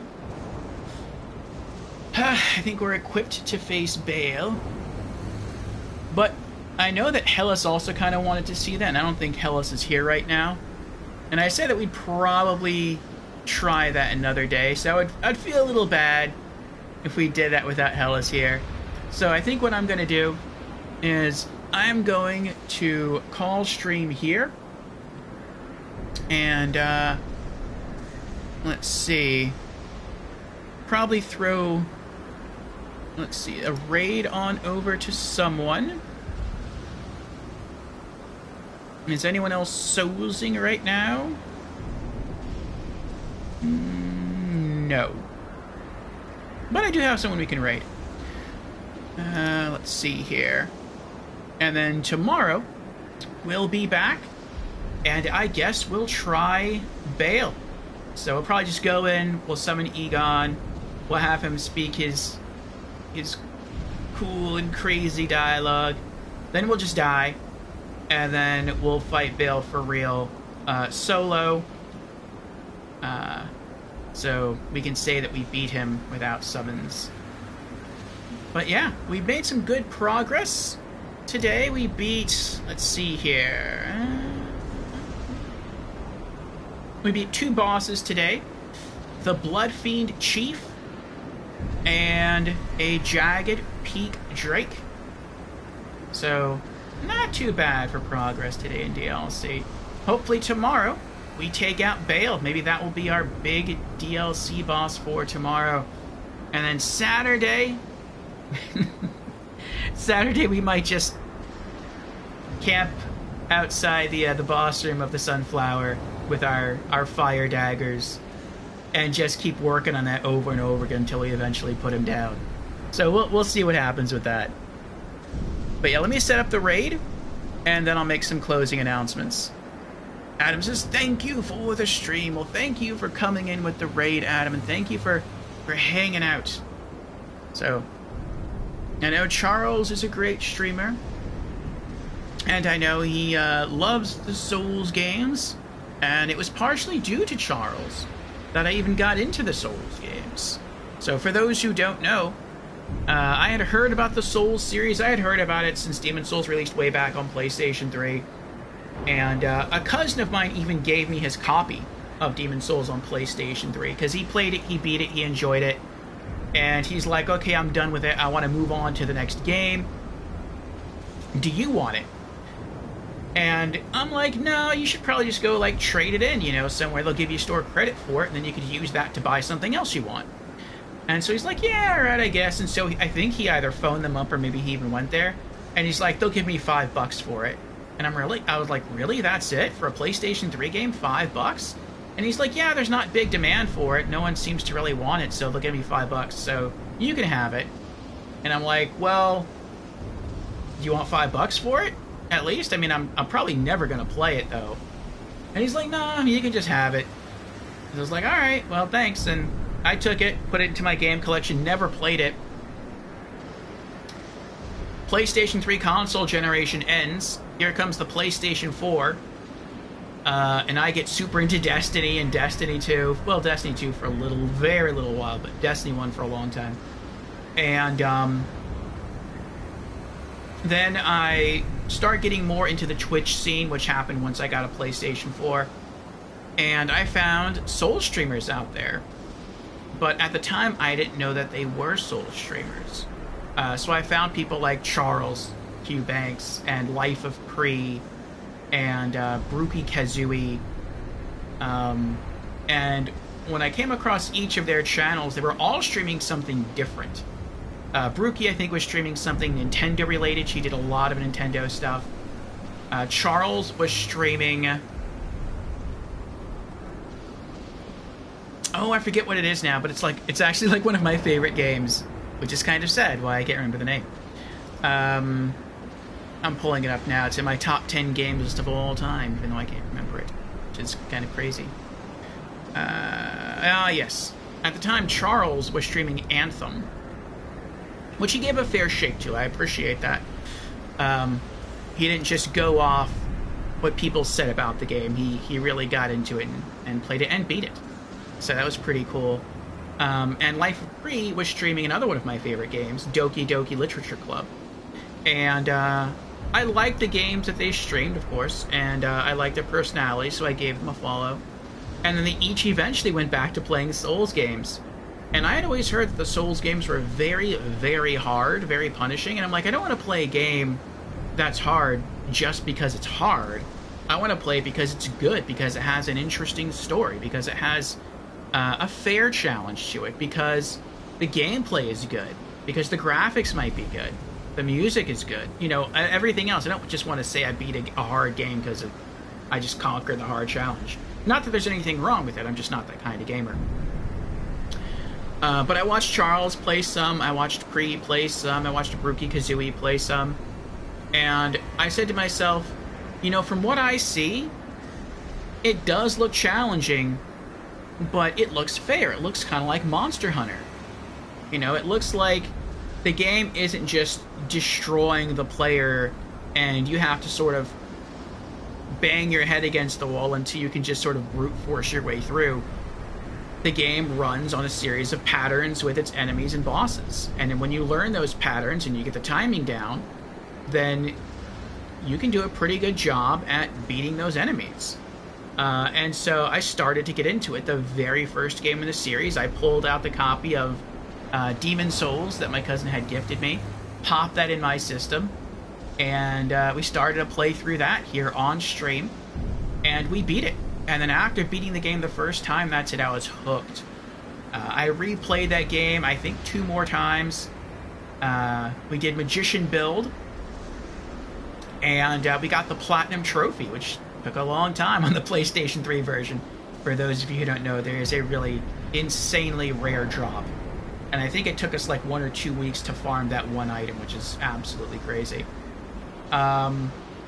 And then we rolled into Dark Souls Remastered. We did a Paladin build, so we chose the Knight class and invested some points into Faith so that we could use some miracles. And that was when we actually beat that 4 times. Then we moved on to Dark Souls 2, Scholar of the First Sin, beat that 3 times. Then moved on to Dark Souls 3, beat that 3 times, getting Platinum Trophies all along the way. Then moved on to Bloodborne, beat that 3 times. Actually, I think we beat that 4 times. I think we did, actually. How many endings are in Bloodborne?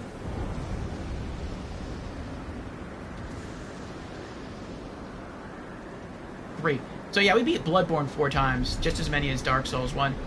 And now here we are in Elden Ring. And I'm really, really liking Elden Ring. Has great graphics, as you can clearly see. Good sound, great sound effects. Some pretty good music. I'm really loving the gameplay. I do feel like some of the bosses, like the Sunflower is really annoying. The Gang Squad was super annoying. The Gang Squad in Elden Ring is it feels to me like the cheapest boss encounter in all of Souls. Not just in Elden Ring, but in all Souls games across the board. Elden Ring, still a great game. 3rd favorite Souls game of all time. Maybe it'll climb higher after we beat it and the DLC. We'll see. But fantastic game, masterpiece of a game. Still has a cheap encounter. I think the armor sets are designed really well. I love my semi-invisible cape here, and the sort of aquamarine look of my Black Knife armor set, and its skill that it silences all movements, and some other cool armor sets exist in the game as well. I like the look of my daggers. I kind of wish I could have had like another cool dagger on the side, but I mean, you know, it's a trade-off. It doesn't look special, but you can imbue it with any element, and you can put just about any Ash of War that you can put on a dagger on this thing. So, you know, less special but more versatile. But yeah, I'm really, really enjoying the base game. I'm really enjoying the DLC, and I look forward to beating it and then replaying it on New Game Plus, and I think we're probably going to end up beating Elden Ring, more so than any other Souls game that we have before. And that's just because Elden Ring is supposed to have like 6 different endings, and I want to see all 6. I think Dark Souls 3 had endings kind of like that, where they say it only had like, I think it was 2 or 3 different unique endings, but then there were kind of like variations of some of those endings that were different. We didn't do all the variations, and part of that was just because Dark Souls 3 to me was just really hard. But I do feel like I want to do all the variation endings here in Bloodborne. So, yeah, I'm looking forward to getting into more of this tomorrow. I guess we'll just dedicate tomorrow to Bale. And we'll probably dedicate Saturday to the Sunflower.